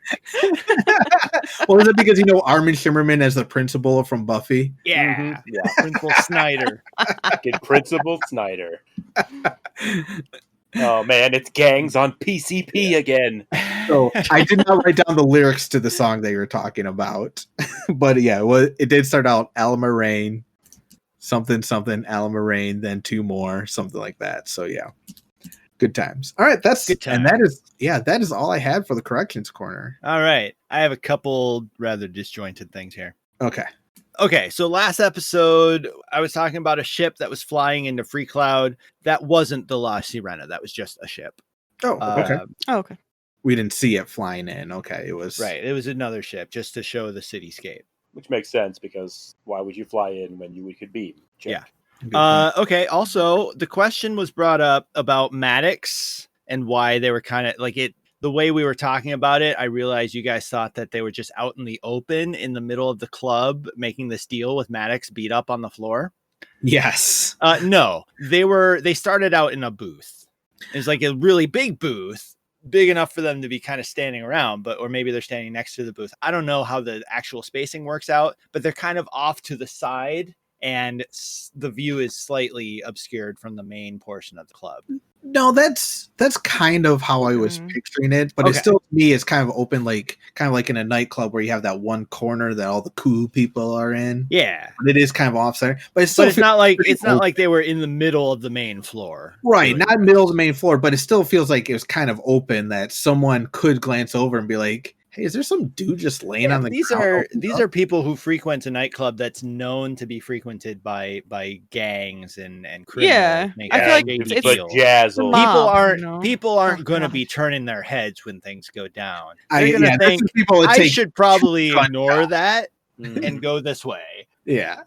Yeah. People that requires 2 gunshots before they run. One is just like, whatever, party's still going. Yeah. Mhm. Also, I have a note here. I don't remember which part of the discussion was.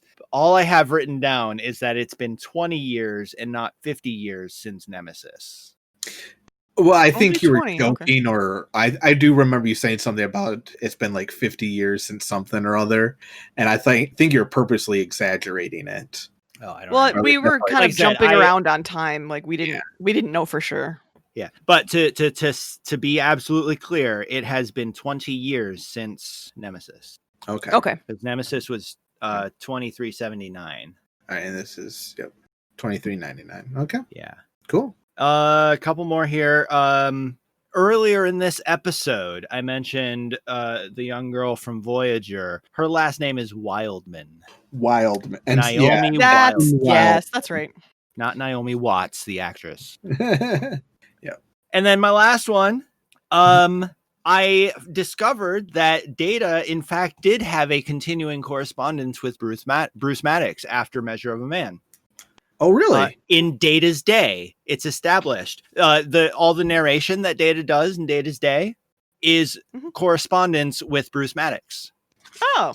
Yeah. Oh, Because Data's helping him to understand kind of like what his normal day is like, kind of getting into the mindset of, how do androids think and process things. And so the narration of that episode is Data writing a letter to Bruce Maddox. Oh, okay. So they did have a continuing correspondence. So Agnes's line that they were friends after a fashion isn't that far out there. No, I would believe that.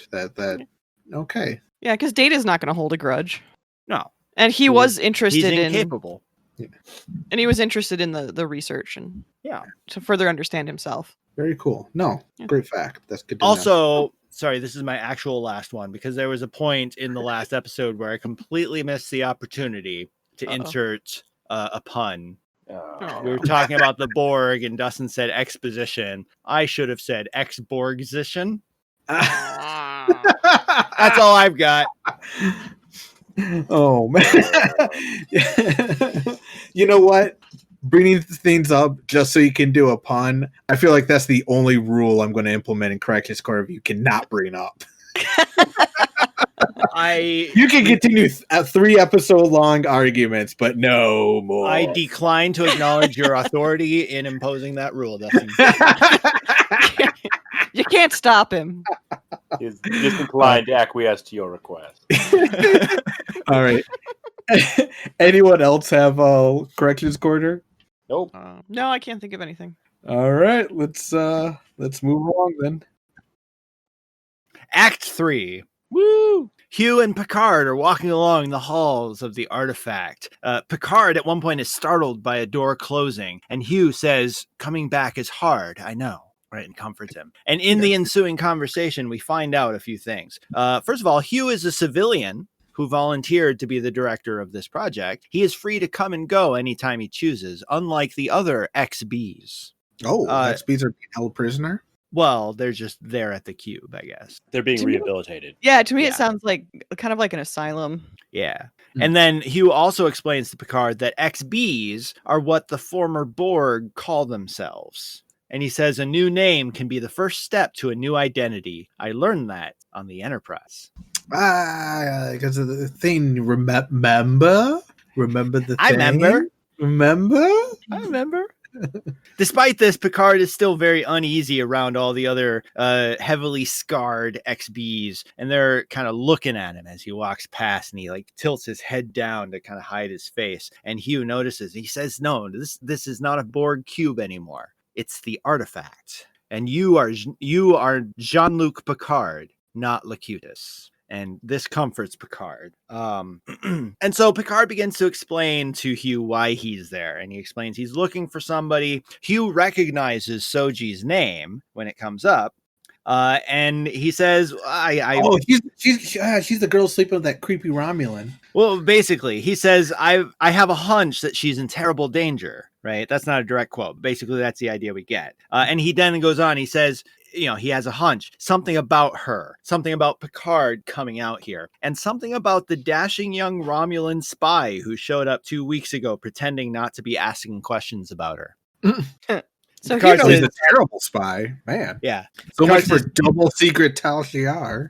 Picard asks Hugh to take him to her now. And then cut to Narek and Soji in Soji's room. Soji is explaining to Narek what she found out, right, with the scans and everything. And she's freaking out. She's really scared she's freaking out that her life is basically fabricated, including her mother. She's kind of worried about her mother, and she has no explanation for this. And so Narek suggests maybe, what if maybe somebody planted some false memories or something? Maybe somebody hoped to use you to obtain or find something for them here on the queue. And she doesn't immediately think that he's the one that did it? Nope. She says she's scared. He embraces her and says, "I know. We're going to get to the bottom of this together." And he says, "I may know a way to help her, to help you understand what's happening. It's a traditional Romulan practice full of meditation." And Soji pipes in, "The Jalmak." Okay. Soji knows about this. Yeah, she knows the Romulan stuff, but it's taboo for non-Romulans. And Narek says that's all the more reason we should try it. That doesn't make any sense. And he takes her hand and leads her from the room. I think that's more about their sex life than I wanted to know. It's experiment. Back to Hugh and Picard, they're observing a recovery room where the XBs go after their traumatic reclamation procedure. And this is where Picard says the beautiful trailer line. I would never have believed that assimilation could be undone on this scale, and by Romulans, no less. Okay. And they watch as a couple more XBs are getting their facial scars kind of smoothed over, right? You can't get rid of all the scars, but you can kind of smooth the edges a bit. One of them they watch is he's got scar tissue like all across a missing eye. And he looks in a mirror and smiles. He has tears in his good eye as you know, he looks less Borg-like now. And so Picard praises Hugh for showing what the Borg are underneath. They're victims, not monsters. I thought that But was Hugh says, "What? Yeah. I thought that was well established, like, but in the series, maybe Yeah, Voyager again. brings more into that. Again, it's like you have to establish that for people who are coming into this fresh.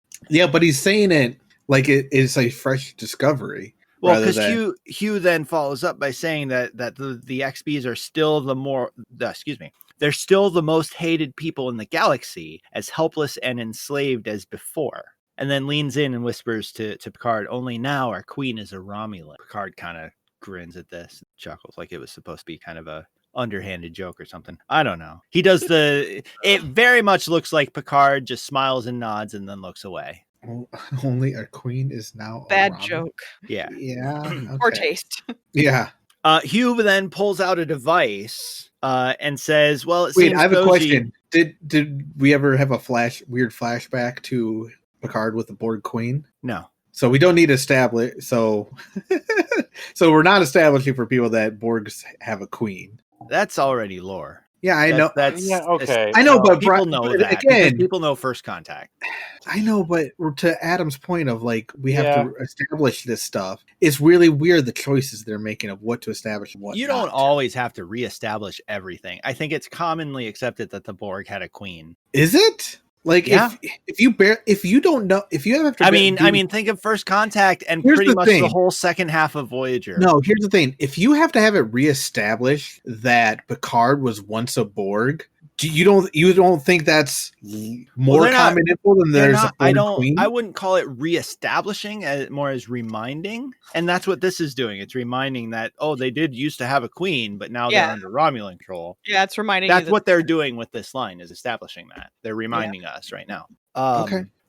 Are they? Is that Yeah. okay? Like I when mean, you that's get- what this line is doing. I know. It's like it's such a weird line. It Yeah. is. And does it really establish that they? It reminds us that they once had a Borg queen. And raises the question of who is their queen now, other than a Romulan. Yeah. Yeah. To me, it Okay. raises more questions than it answers, but it is reminding that they had a queen that ruled over them. Gotcha. So then Hugh pulls out a device and kind of looks at it and says, "Well, it seems Soji called in today." And so he leads Picard to see if they can go find her. Cut to Rios grabbing a cup of coffee from a replicator. He's in Raffi's room and he walks over and wakes up Raffi and gives her the cup of coffee. And then once Raffi is awake, sipping at her coffee, Rios then says, "Also, you owe me 2 strips of latinum. The twin's still alive." Raffi's like, "Bullshit." Raffi says, "Bull." And Rios says, No, Picard checked in and told us. Raffi's like, I thought that was a safe bet. And then they talk a little bit more. And Raffi is Why kind would of you wait back up a speculating second? Why would Okay. she think that's a safe bet? that the twin would be dead when Yeah. the Jat Vash are going after them. That seems reasonably like Yeah, she it would have does. thought it was a safe bet. Yeah, that does seem Yeah, unreasonable. Because If Romulans are after her, and she's living she's on a Romulan Romulan ship. artifact. Yeah. Yeah, You know 'cause what? then Point Raffi taken. goes on. She goes on to ask. She's asking, why keep her alive, given that they killed Daj and went after Maddox and all of that.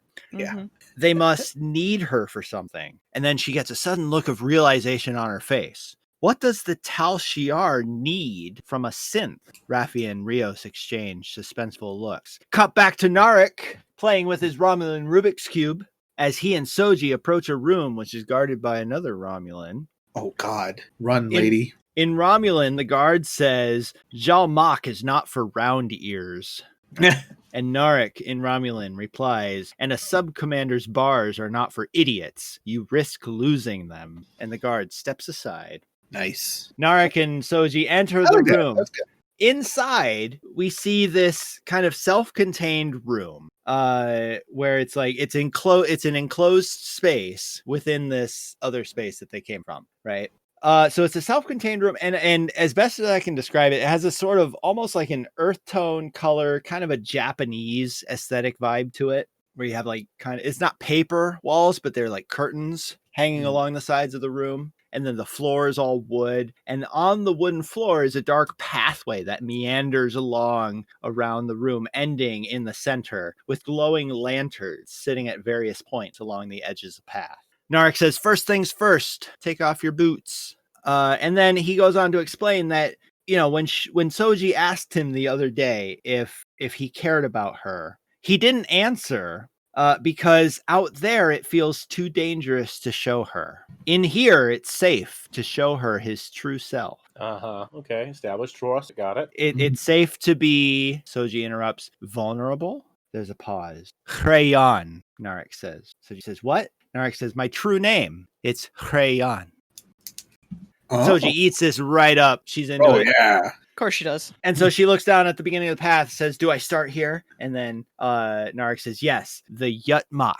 It's a labyrinth. Soji says, but that means closing, not opening. Narek says, because the journey along the path of the Zalmak is understood as a journey that always begins with the closing of the eyes. A journey to the center of the mind's most intimate space where deepest truths are hidden. Soji looks on as Narek, standing behind her, says into her ear, your dreams. The music swells. The Soji closes her eyes. We cut to black. And that's the end of Act 3. Act 3 is always really short. Yeah. Yeah.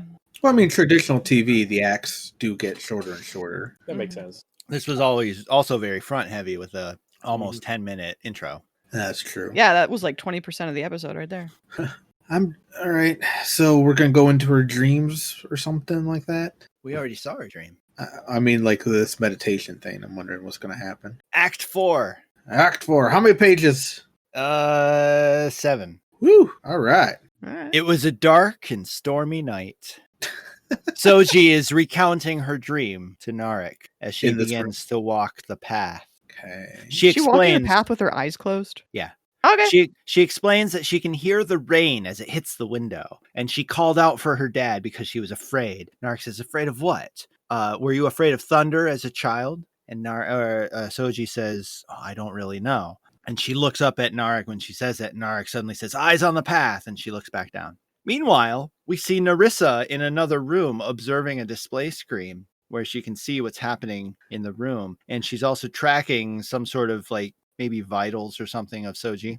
Oh, Meanwhile, so this private room is well monitored by the Tal Shiar. Of course it is. I mean, it makes sense, but by Narek's sister, yeah. Well, I was hoping that we might actually establish something that like there is like some kind of holy ritual in Romulan that a Romulan can go to and actually feel not monitored, but I mean that's what they set up for us. But in this particular case, this particular case. Well, I mean, if they're willing to do it for this case, they're probably willing to do it all the time. So. Well, she's not a Romulan, so Narissa? No, Soji. Soji. Oh. The one actually doing the ritual isn't Romulan. So even if there was some sort of cultural taboo against monitoring it, it probably wouldn't apply to Soji. But maybe that guy at the door was like, hey, something weird's going on. Just wanted to let you all know. Yeah. Well, I'm pretty sure Narek also told Narissa. Yeah, this is part of the plan. Yeah. All part of the plan. Yeah. So Soji approaches the Lu Shiar, which means lifting of the eyes. Narek says, there's a window, yes? What's outside? Soji says, I don't know. I've never looked that way before. Narek tells her to try, and eventually, she says she can't. And he suggests, try grounding yourself in details. Tell me what you feel. Soji concentrates. She can feel Squidgy's fur against her fingers. Squidgy, by the way, is the stuffed creature that she was carrying. Okay. She says she can feel Squidgy's fur against her fingers. She can feel her hair, it's cold, and that she's sweating. Narek says that the key to the Zalmak is realizing you're in control. Your mind, your dream, you can explore it any way you please. And he asks her, do you feel like you're in control? Soji nods, and Narek snaps his fingers, and immediately in the dream, the young Soji turns around, and she's looking out the window. She sees darkness and maybe trees outside the window. And then meanwhile, on the path, she turns another corner. This is the Kla Mwath, or the unfolding. Dream Soji is now walking towards the door, which is slightly ajar at the end of the hallway. She pushes it open and can see her father inside, but she can't see. She's explaining this to Narek, by the way. She can't see what he's working on. She can never see past the orchids. But then her father is moving away and she wants to go in, but she's always caught. And then we hear Soji, and Soji snaps back to reality. And Narek says, "Why did you wake up?" And Soji explains it's because she's scared of getting in trouble. She's not supposed to be in there. Meanwhile, Narissa is still watching. Soji is stressed out, so parts of the display are kind of slowly flashing red at this point. Narek reasserts Soji that she's getting so close and turns her to face the Vriglam, or the center. Oh my goodness, there's throwing so many nouns at us. Yep. Yeah. We also get a quick shot that Narek still has the Romulan Rubik's Cube with him. Okay. And he explains to Soji. Soji's such a puzzle. Yeah, that's what the metaphor is there. Yeah, I know. They're being a little heavy-handed on the metaphors. Just a smidge. So It's Narek like, I mean, explains- it's no like emotional lightsaber fight in middle of a raging ocean storm, heavy-handed, but still pretty heavy-handed. or 'cause lightsaber the- fight while surfing on lava. Yeah. That's another good one. All right. So Narek explains that Soji's unconscious is trying to tell her the truth, but she has to walk through it. She has to believe the center. She has to believe that she can. And he asks she her, "Can you believes do this that? Can you do that for me?" Soji nods and says, "I can try." And she continues on, entering into the Rakham. I don't know what that one means because I don't know. Cut to Hugh and Picard as they enter Soji's room. Everything is still scattered and in disarray. Picard walks over to the table as Hugh is off looking around. Picard picks up the torn photo of Soji and Daj and holds them together and says to Hugh, "I believe she's close to discovering who she really is." How could he possibly know that? Because the picture was torn in half. You know what it also could indicate? She just found out that her sister's dead. That's a And good point. thus close to discovering who she really is. Maybe. I don't. So I just. Well, This- if I feel you're like this is the if second you or just third found time out Picard- your twin was dead, though, you wouldn't tear the picture. Yeah, that seems like a weird thing to do. I don't know, if anger, grief, people do weird things. Well, Hugh is confused at this line too. Okay, Because he says, "What do you mean?" And Picard says, "No time. We must find her." Cut back to. Oh wait, no, we don't cut at this point yet. Not even I'll explain on the way. There's no time for this too. He says, "Sorry." Picard says, "No time. We must find her." And then Hugh pulls up a display. It's a holographic display of the Borg cube, but it says that Soji's not on the cube. But that's impossible. Why didn't he pull Hugh up this says. thing? Why didn't he pull this up before? So Plot. they wouldn't. Yeah, exactly. They wouldn't be able to see the rip photograph and realize that she's close to discovering who she is. Oh my Well, god! and if she called in sick, one would assume, well, she's sick. She's in her quarters. I know, but you could also be like at whatever the What is- artifact equivalent of sick bay is. Oh, what is this, Big Brother? Apparently, yeah, because you can pull up a thing, know where anyone is. So yeah, I mean, yeah, they do that in Star Trek all the time. yeah. So like- Hugh says that Soji's not on the cube, but that's impossible. And Picard says, unless someone is concealing her. Thank you, Captain Obvious. Cut back to Narek as he looks on, watching Soji continue down the path. Soji Admiral explains that she's gone through the door now. The orchids are lit by a skylight. And then Narek says, this time, when your father shouts at you, keep moving. We hear her father shout in the dream. Dream Soji looks, but her father's face is now blurred as he faces her. And she explains, I can't see his face. I can never see his face. Narek says, go look behind the orchids now. So Dream What is Soji, up with the orchids? they're in the way. No, I just mean this whole. We thing do that's get another something line. about orchids. Yeah, we do get another line that Soji says that her father loved the orchids as if they were his children. Well, yeah, because it was like he was a xenobiologist who studied orchids. Xenobotanist. Xenobotanist. Xenobotanist. Yeah, studying orchids. Who studies orchids. I hope whatever is going on with these orchids pays off in the end. I feel like maybe in retrospect they just don't offer a botany degree anymore. That just xenobotany is botany. And so even if you were studying only terrestrial orchids, you have a xenobotany degree. Maybe that's...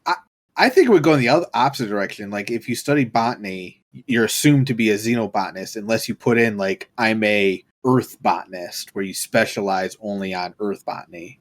I think that's kind of what Adam's saying. Where it's like, if you're just a botanist, by default, you are a xenobotanist. So you wouldn't even. So my point is, you wouldn't say the xenopart. You would just say he was a botanist. Well, no, because you're xenobotanist. Wasn't Keiko O'Brien a botanist? Mm-hmm. Yeah, she was, but she was not. She never said she was a xenobotanist. No, she did not. She just said bot. Maybe she thought that was dumb. Although there are a couple other episodes of Star Trek that do establish non-Earth orchids. Yes. I mean, sure. I don't. I'm kind of past the idea of non-Earth orchids. Like, okay, Well, you maybe were there's- asking there's- about the I know orchids. there's other flowers that maybe they look like orchids, so they called them orchids. Anyways, I mean, so- that's kind of how orchids work. Yeah. yeah. Anyway, People who are into orchids are super into orchids too. That brings up interesting questions of like there's some weird Reddit about orchids and people being super into them. I kind of orchids are the flower of death. What? Orchids are associated with death. Oh, they are. Like they're a standard funeral flower. Oh. That's true. Oh. Okay. I learned that in Heavy Rain, Heavy Rain. the video game. Oh. I thought it was a Star Trek episode. No.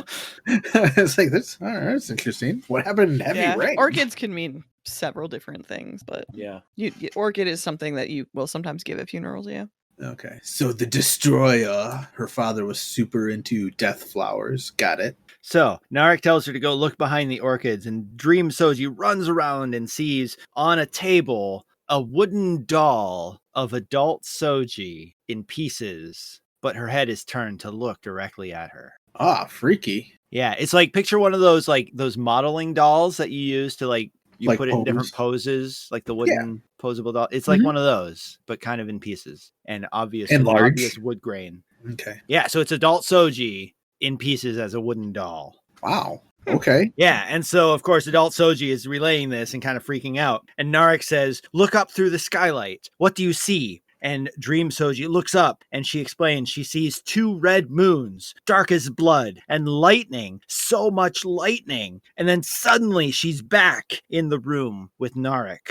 Narissa in the other room looks very pleased and says, "Well done, little brother." And then she calls over the comm to have a planet identified. She says, "I need to identify a planet with 2 red moons and constant electrical storms," as she walks off. Meanwhile, Soji is like, "Narek, what does this mean? What does it mean?" And Narek takes her in his hands and says, "It means you found home." And we see she's standing in the center of the path. And she asks, "Why was I on the workbench?" And Narek says, "You don't have to worry anymore." And Soji says, "Why was he working on me?" And Narek kisses her. And after a moment, he pauses and looks her straight in the eyes, and we see tears in his eyes. And he looks right at her and says, "Because you're not real. You never were." Oh, I thought he was about to pull out a gun and blast her. The Agnes style. Nope. No, he says, "Because you're not real, you never were." And Soji is very confused and is Narek. And then Narek says, "Goodbye, Soji." And he turns and walks away. He walks toward the door. And he gives the Rubik's Cube a final twist and sets it on a small table by the door. And it before opens exiting. up because he solved the puzzle. Well, Soji calls out and starts chasing him toward the door, but it closes, closing her in the room. And Narek is there standing with his back to the door as she's calling out to him and banging on the window. She's being kidnapped. Then the box begins to open. Soji turns to look at it. A red gas begins flooding out of the box, and Soji immediately begins gasping and falls to the floor, desperately crawling away from the encroaching cloud. And she begins pounding on the floor and discovers that the floor cracks under her fist. So she starts pounding harder and harder and harder, breaking through the wood. Meanwhile, the guard draws Narek's attention. And he turns and is watching from outside the room, but stops the guard as he reaches to open the door. And Narek says, "No, the radiation." Apparently that's what the red gas is. Oh, okay, because that's why it's actually affecting her. So Soji is tearing through the floor and breaks through the floor and peels back the metal underneath. And then she stands up and with one last look through the door at Narek, she jumps down into the hole. And we don't see where it's into? Nope. But in Soji's quarters, Hugh and Picard immediately see Soji reappear on the display. And Hugh says she's in between she's in between levels and moving way too fast. Picard says she's been activated. And they immediately leave to intercept her. Narek, meanwhile, we see briefly in pursuit, giving an alert out that Soji is out there and hostile and extremely dangerous. And then back to Hugh and Picard as they close in on Soji's location. And at this point, a random ex-Borg chooses that moment to be like, Locutus? Recognizing Picard. They ignore him. Good. And they enter a room just as Soji drops down through the ceiling right in front of them. That's convenient. Well, Well, they were tracking two her. very convenient things right in a row. They were tracking her. Yeah, I guess. She looks up at Picard, and Picard looks at her. Soji? Soji says, "Do you know me?" And Picard introduces himself, says his name, and says, "I'm a friend of your father's." Oops. Why didn't he say, "I'm a friend of your sister"? Oh. Maybe well, because he then explains. He explains that he couldn't help. He explains that her sister came to him, but he couldn't help her. So please let me help you. But why would you say friend of your father's? Why wouldn't you say, I tried to help your sister, but I couldn't? Because his first thought was of Data. Yeah. Oh, that's right. We're doing the whole man crush on Data. Yeah. I forgot about that. Yeah, he's convinced they're Data's daughters. But they're not in almost no sense. Unless they contain some of his essence. Oh, shut up about the essence. Oh my god, that is so stupid. Oh man, there's essence in orchids. There's all kinds of maleness. These are not symbology. essential oils rubbing around in her brain. But just a single positronic neuron, Dustin. Shut up. If you could get all those memories from a single positron, why do you need more than one? Because they always come in pairs. Yeah.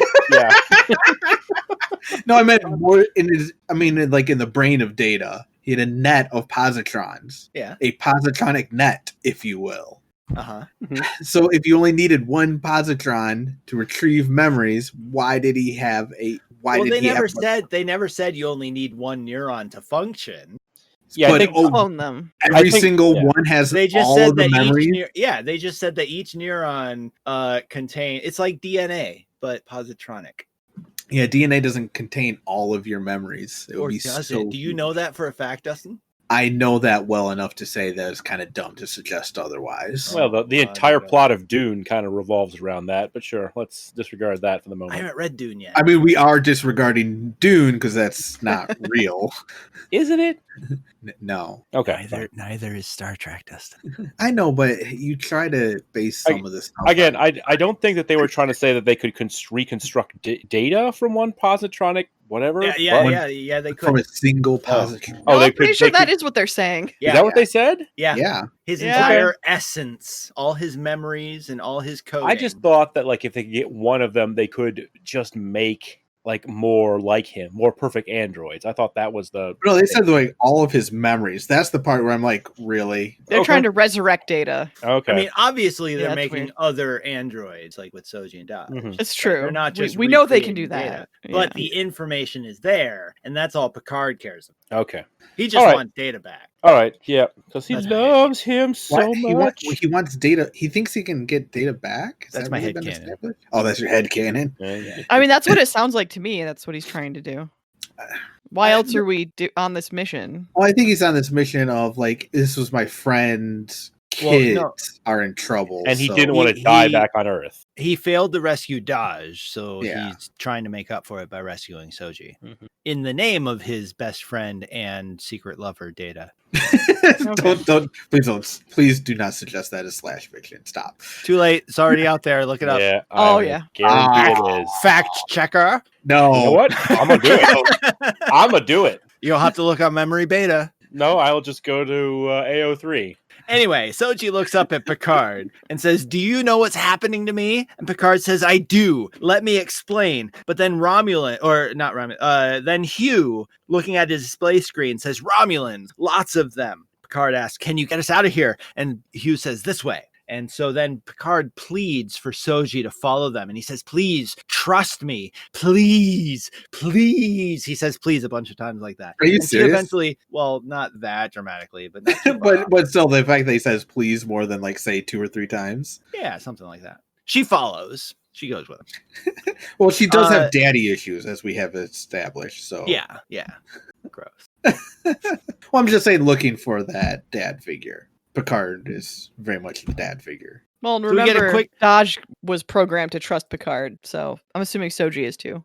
That's fair. Was it programmed to trust him, or just that Well, image because of all she of Data's mysteriously memories trusts there? him. Yeah. We don't know why. And then we got She the said scene it's where like the mom AI told her to go find Picard. Yes, yeah, exactly. Yeah, but that wouldn't necessarily be programmed into this one because Picard wasn't on the artifact. So if she got in trouble, we haven't seen anything suggesting it yet, though. So as Yeah, far but as I'm we just know, saying- Soji does not recognize Picard.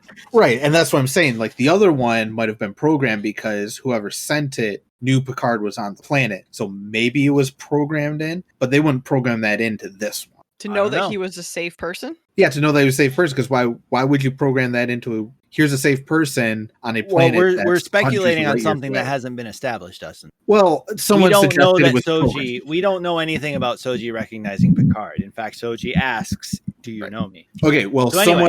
someone said it was programmed. I'm just saying We it were- could be programmed in one. It does make sense to be programmed in the other. I would believe that it's just a memory that's been ingrained because they have Data's essence. Yeah, that's probably what they're going for. That's why Dodge felt safe with Picard. Yeah.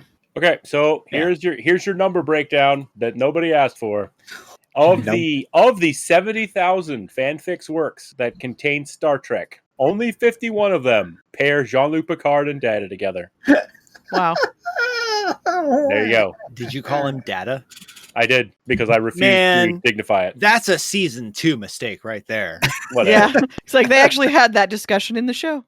I think we're missing the larger picture that this exists. No, So. his name is pronounced Data. Fine. Jean-Luc Packard and Data. All right, all right, Adam. Anyways. Where were we? Okay, so we quickly cut to the ship where Raffi is informing the crew that Picard's in trouble, but Picard's not responding. Elnor looked worried. Back on the artifact, alarms are blaring as Hugh leads Picard and Soji down an empty corridor, stopping to place his hand on a spot on the wall, and a display pops up, and Hugh enters a command, and part of the wall opens to reveal a secret passage, and they enter.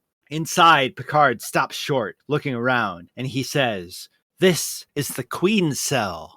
And it turns out both Picard and Hugh remember this room, even though neither of them have ever been there before because of the collective. Right. Right. The information is there. Mm-hmm, mm-hmm. Hugh begins activating a device, and he reveals in the center of the room, and he describes it's a spatial trajector obtained from the Sicarians when the Borg assimilated some of them, which was after Picard's time. And Dustin, you probably remember these guys from Voyager. They were the ones with the technology that could have helped Voyager get most of the way home.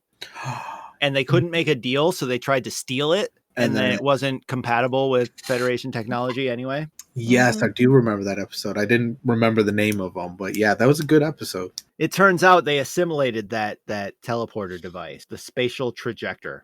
And they used it specifically in the Queen's cell so that the Queen could use it as an emergency escape route. And he says it has a theoretical range, and this was established in Voyager, of 40,000 light years. Yep. Wow. Yep.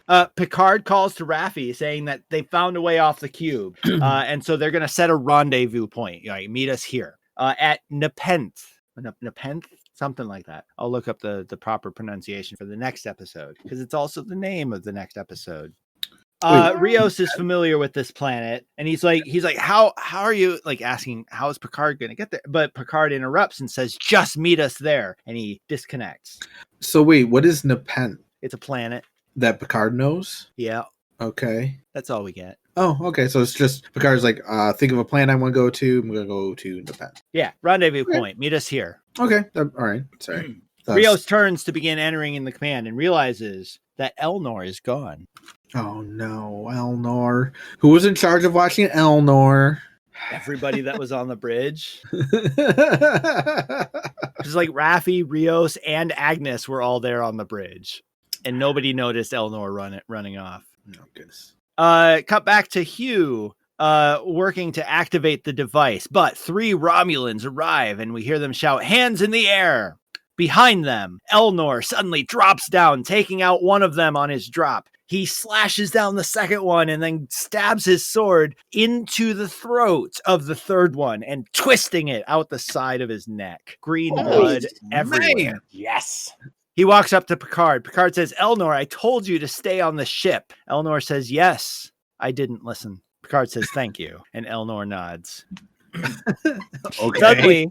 Suddenly, Soji says that she can hear more guards coming, and Hugh confirms this with his display, because she can hear things. Right. Hugh says that he almost has the machine up and running, and he says, "Go, I'll keep them from tracing you." Elnor also says that he will stay and cover Picard's escape, and he says, "My blade is pledged to defend you." Picard says, "Then I release you of the pledge." And Elnor says, "I decline to be released." And he turns and raises his sword in a ready stance. The device is now ready, and Picard pleads once more with Elnor, and he says, "I will not leave you behind again." And Elnor says, "It fills me with joy to hear you say that. Now go." Picard gives Elnor and Hugh both a final look as if to say goodbye and thank you. And Picard and Soji step through the portal. Hugh then says to Elnor, he says, "It'll take a few minutes to shut things down and to hide the room again. Can you hold them off that long?" Elnor says, "I won't need a few minutes. Stay behind me." And as the wall closes between us and them, we hear Romulans shouting, "Drop your weapons!" as the screen goes black, and we hear Elnor's response, "Please, my friends, choose to live." End of episode. Oh. All right. I know we're supposed to be like, oh, heroic death for Elnor, but all I can think is that poor child soldier that Picard took advantage of. Yep. Yeah. I just feel Hey, Elnor chose to stay there, though. awful and conflicted. Picard tried to get Elnor to come with him, but Elnor Yeah, but when you chose to stay manipulate a behind. person into a position like that, you can say, yeah, they chose it, but I mean, a choice is a choice. but so is manipulation, and manipulation is manipulation. And he took, basically what happened is we took a very naive person from their home and ended up in a situation where he's sacrificing himself for a 93-year-old man. That's not to me, that is not a heroic. Well, we don't know Elnor is going to die. It's I true. mean, I hope he doesn't. That would be cool if he doesn't. But it, like I said, this doesn't feel like a heroic end for Elnor. This feels like a tragic end. I did write down some notes for the teaser. Oh, The next time bit. okay. Ooh, we Yeah, got let's teasers do this that. time. Next time on Star Trek Picard. Chaos at the artifact. Will Hugh and Elnor escape? Oh, Will La Sirena be able to break free from the cube's tractor beam? jeez. Where did Picard and Soji go? And why is Will Riker there? They went to Nepenthe. We know that. Why Wait, are we? Riker's there? Maybe that's why Picard chose that planet, because he knew that Riker was going to be there. Yeah, that makes sense. That's revealed in the teaser that Picard encounters Riker. Okay, cool. Not the dog number one, but the actual number one. The original number one. Wasn't the original number one that one chick from the pilot of the original series? Yes. Oh, you're right. Ooh, shot down, Dustin. You are correct. You Yep. would be the official original number one. Who went unnamed for like almost 50 years or something. I don't Isn't know. she going to be in the new Pike series? Yeah. Yeah. Yes. Wait, That'll be fingers crossed that this one will be Decent? passable, Nah. watchable. No. I just, No.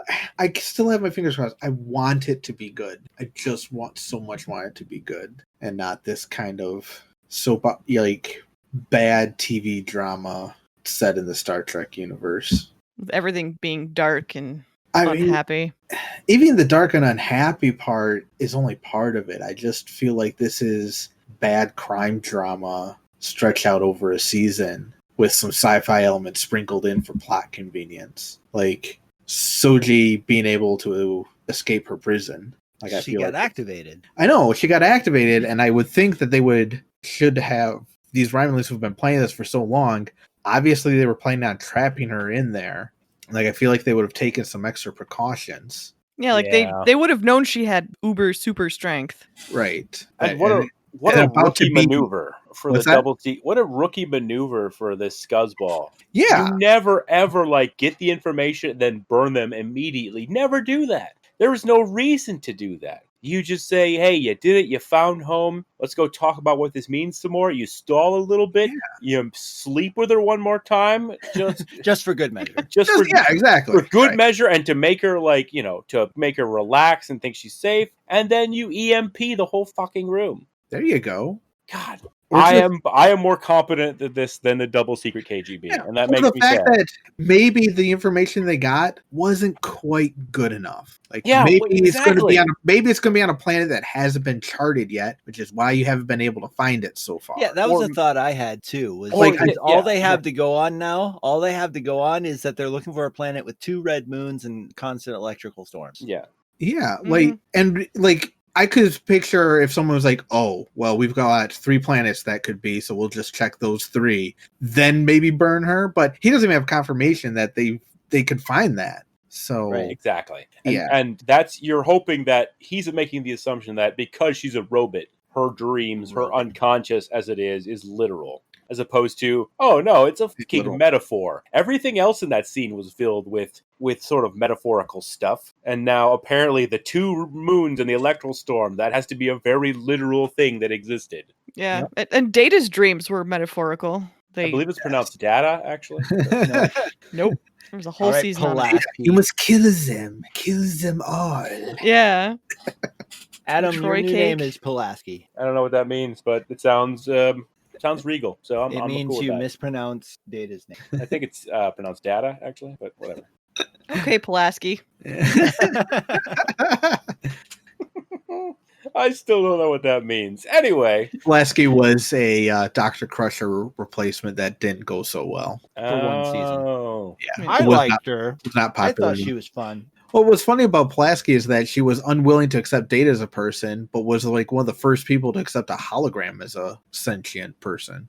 I think she got better with Data after they had that lady, conversation. the lady with the perm. Yeah. Yes. Yeah, with the short. Okay, Season Sure. 2 Doctor. Yeah. Yep. sure, Season two whatever. Doctor. And then after that, she had to go away after falling down a An elevator shaft. not an elevator shaft. I was going to say a turbo lift shaft. What's that show that happens to her? That actress. She plays a character who Was steps into an elevator shaft. Was and it? that's I how don't her know. character dies in that Wasn't show. it Dallas or was it some other? I don't know. She was in L.A. Law.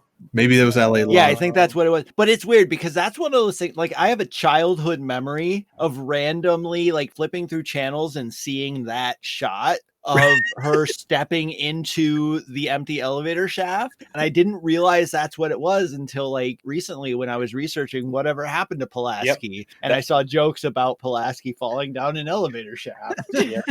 That is exactly what happened in L.A. Law. Yeah. And Wow. just this is gonna make you so happy, Brian. The name of the episode that she dies in is "Good to the Last Drop." Oh, no.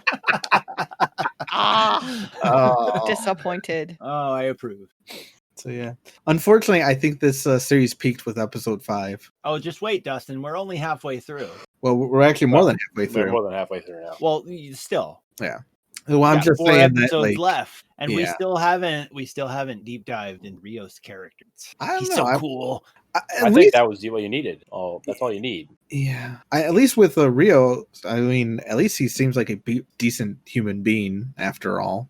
Yeah, he seems like a decent guy. Yeah, you say that now. He's been around. At the very least, he's showing that he's experienced. Yeah, Yeah. and Agnes isn't. Yeah. Agnes is, I don't even know. She's never slept with the captain of anything before. Another notch on her bedpost. I see. That was on her bucket list, apparently. Yep. Check that one off. Android experts and captains, and Who will she sleep with next?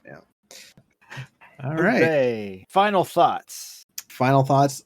That is my final thought. This is just bad court drama, thriller stuff. Yeah. From poor TV shows put in the Star Trek universe. And doing the whole like labyrinth meditation walk, like, I don't know. I don't know if I've ever seen that before. I mean, It served sounds a like you. purpose. It sounds like you have, but I don't know that I've ever seen an actual physical journey to the center of the mind, like as presented as an actual physical, tangible ritual. It's usually, I mean, it was exactly like every other hypnosis scene ever, where it's like, focus on the details. Now look up, and you like that. Yeah, it was a heavy hypnosis throwback. But actually having it be a physical labyrinth that she walked through. Well, I don't think I've seen that before, and maybe that exists somewhere, but I thought that was kind of an interesting little touch. Yeah. Plus, it was serving a solid plot purpose, and it wasn't just put in there for the sake of just having it.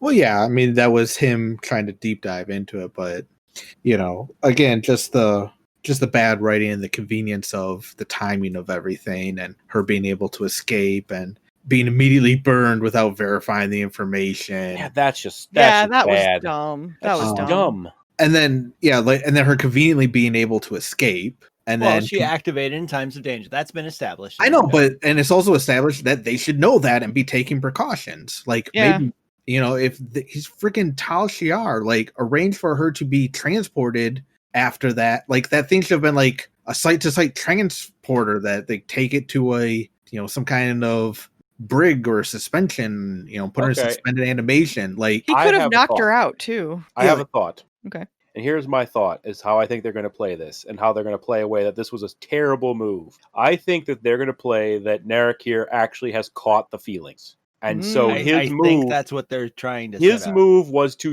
literally, deliberately burn her right here so she would activate and escape. Because if it went according to the plan, it would have gone as I described it, take her back, handle her, let her cry it out, and then just MP her from, EMP her from a distance. Hey, Krista, could you remind me, is there some kind of trope about after a guy sleeps with a woman, then he can't go through with it? Yeah. Like, I seem to remember. Somebody did mention that. They show that he's pretty surprised. They show he's surprised when she escapes. Okay. He's back to his being surprised. So it could also be like a Death Star thing where they're purposely letting her go so they can track her. Also, has Star Trek ever used EMPs? Use what? EMP, electromagnetic pulse. No, but I mean, I don't think that's a Star Trek thing. I know, but it's a real life thing. Yeah. Like I know it's an actual thing, but I don't think it's a Star Trek thing. No, Star Trek doesn't use them any more than it uses, nuclear weapons. Yeah. So, but I mean, have like Jasper's point still stands. Nuclear holocaust. They could have done more to, and keep her stringing along and then capture her in a more secure area. I mean, he could have like hypo sprayed her in the neck, knocked her out, and there you go. Well, again, who knows if that works? That's true. She did try to stab her hand. Yeah, that's what I was saying. You slap on some kind of beacon and then gets insta-ported away. Like use that transporter. Yeah. Oh well, again, she's also apparently probably really, really radioactive right now. So. Metaphorically, I'm not sure what they were going for with and that, realistic. It's very clearly gas, radioactive gas. Well, maybe I think he that's was lying. I don't know. Yeah. Well, that's what I was thinking though. Like, I just think it's bad, right? She's a robot, so you can't just choke her because maybe she doesn't need that air. So it was also radioactive to mess with her circuits. Yeah, essentially EMP. I thought they put like a minimal amount of effort into thinking that through. At least that piece. So I thought that part was kind of what they were going for, I think. Yeah, it doesn't matter how she's in danger. It just matters that she's in danger. Well, I mean, I don't know. I feel like the science is important. That seems like that has been made clear to me that the science is sort of important here. Yeah. You'd think so. You would think so. So, yeah, just... So that is episode 6 of Star Trek Picard. Adam? Well, thank you once again for listening. I have been Dapper Stormtrooper, along with Stormy Sturgeon and Sluggish Schubert, and of course, bravest podcaster Krista. Thanks again, and remember, just because you have a fake French accent doesn't mean you need to wear a beret. Good night.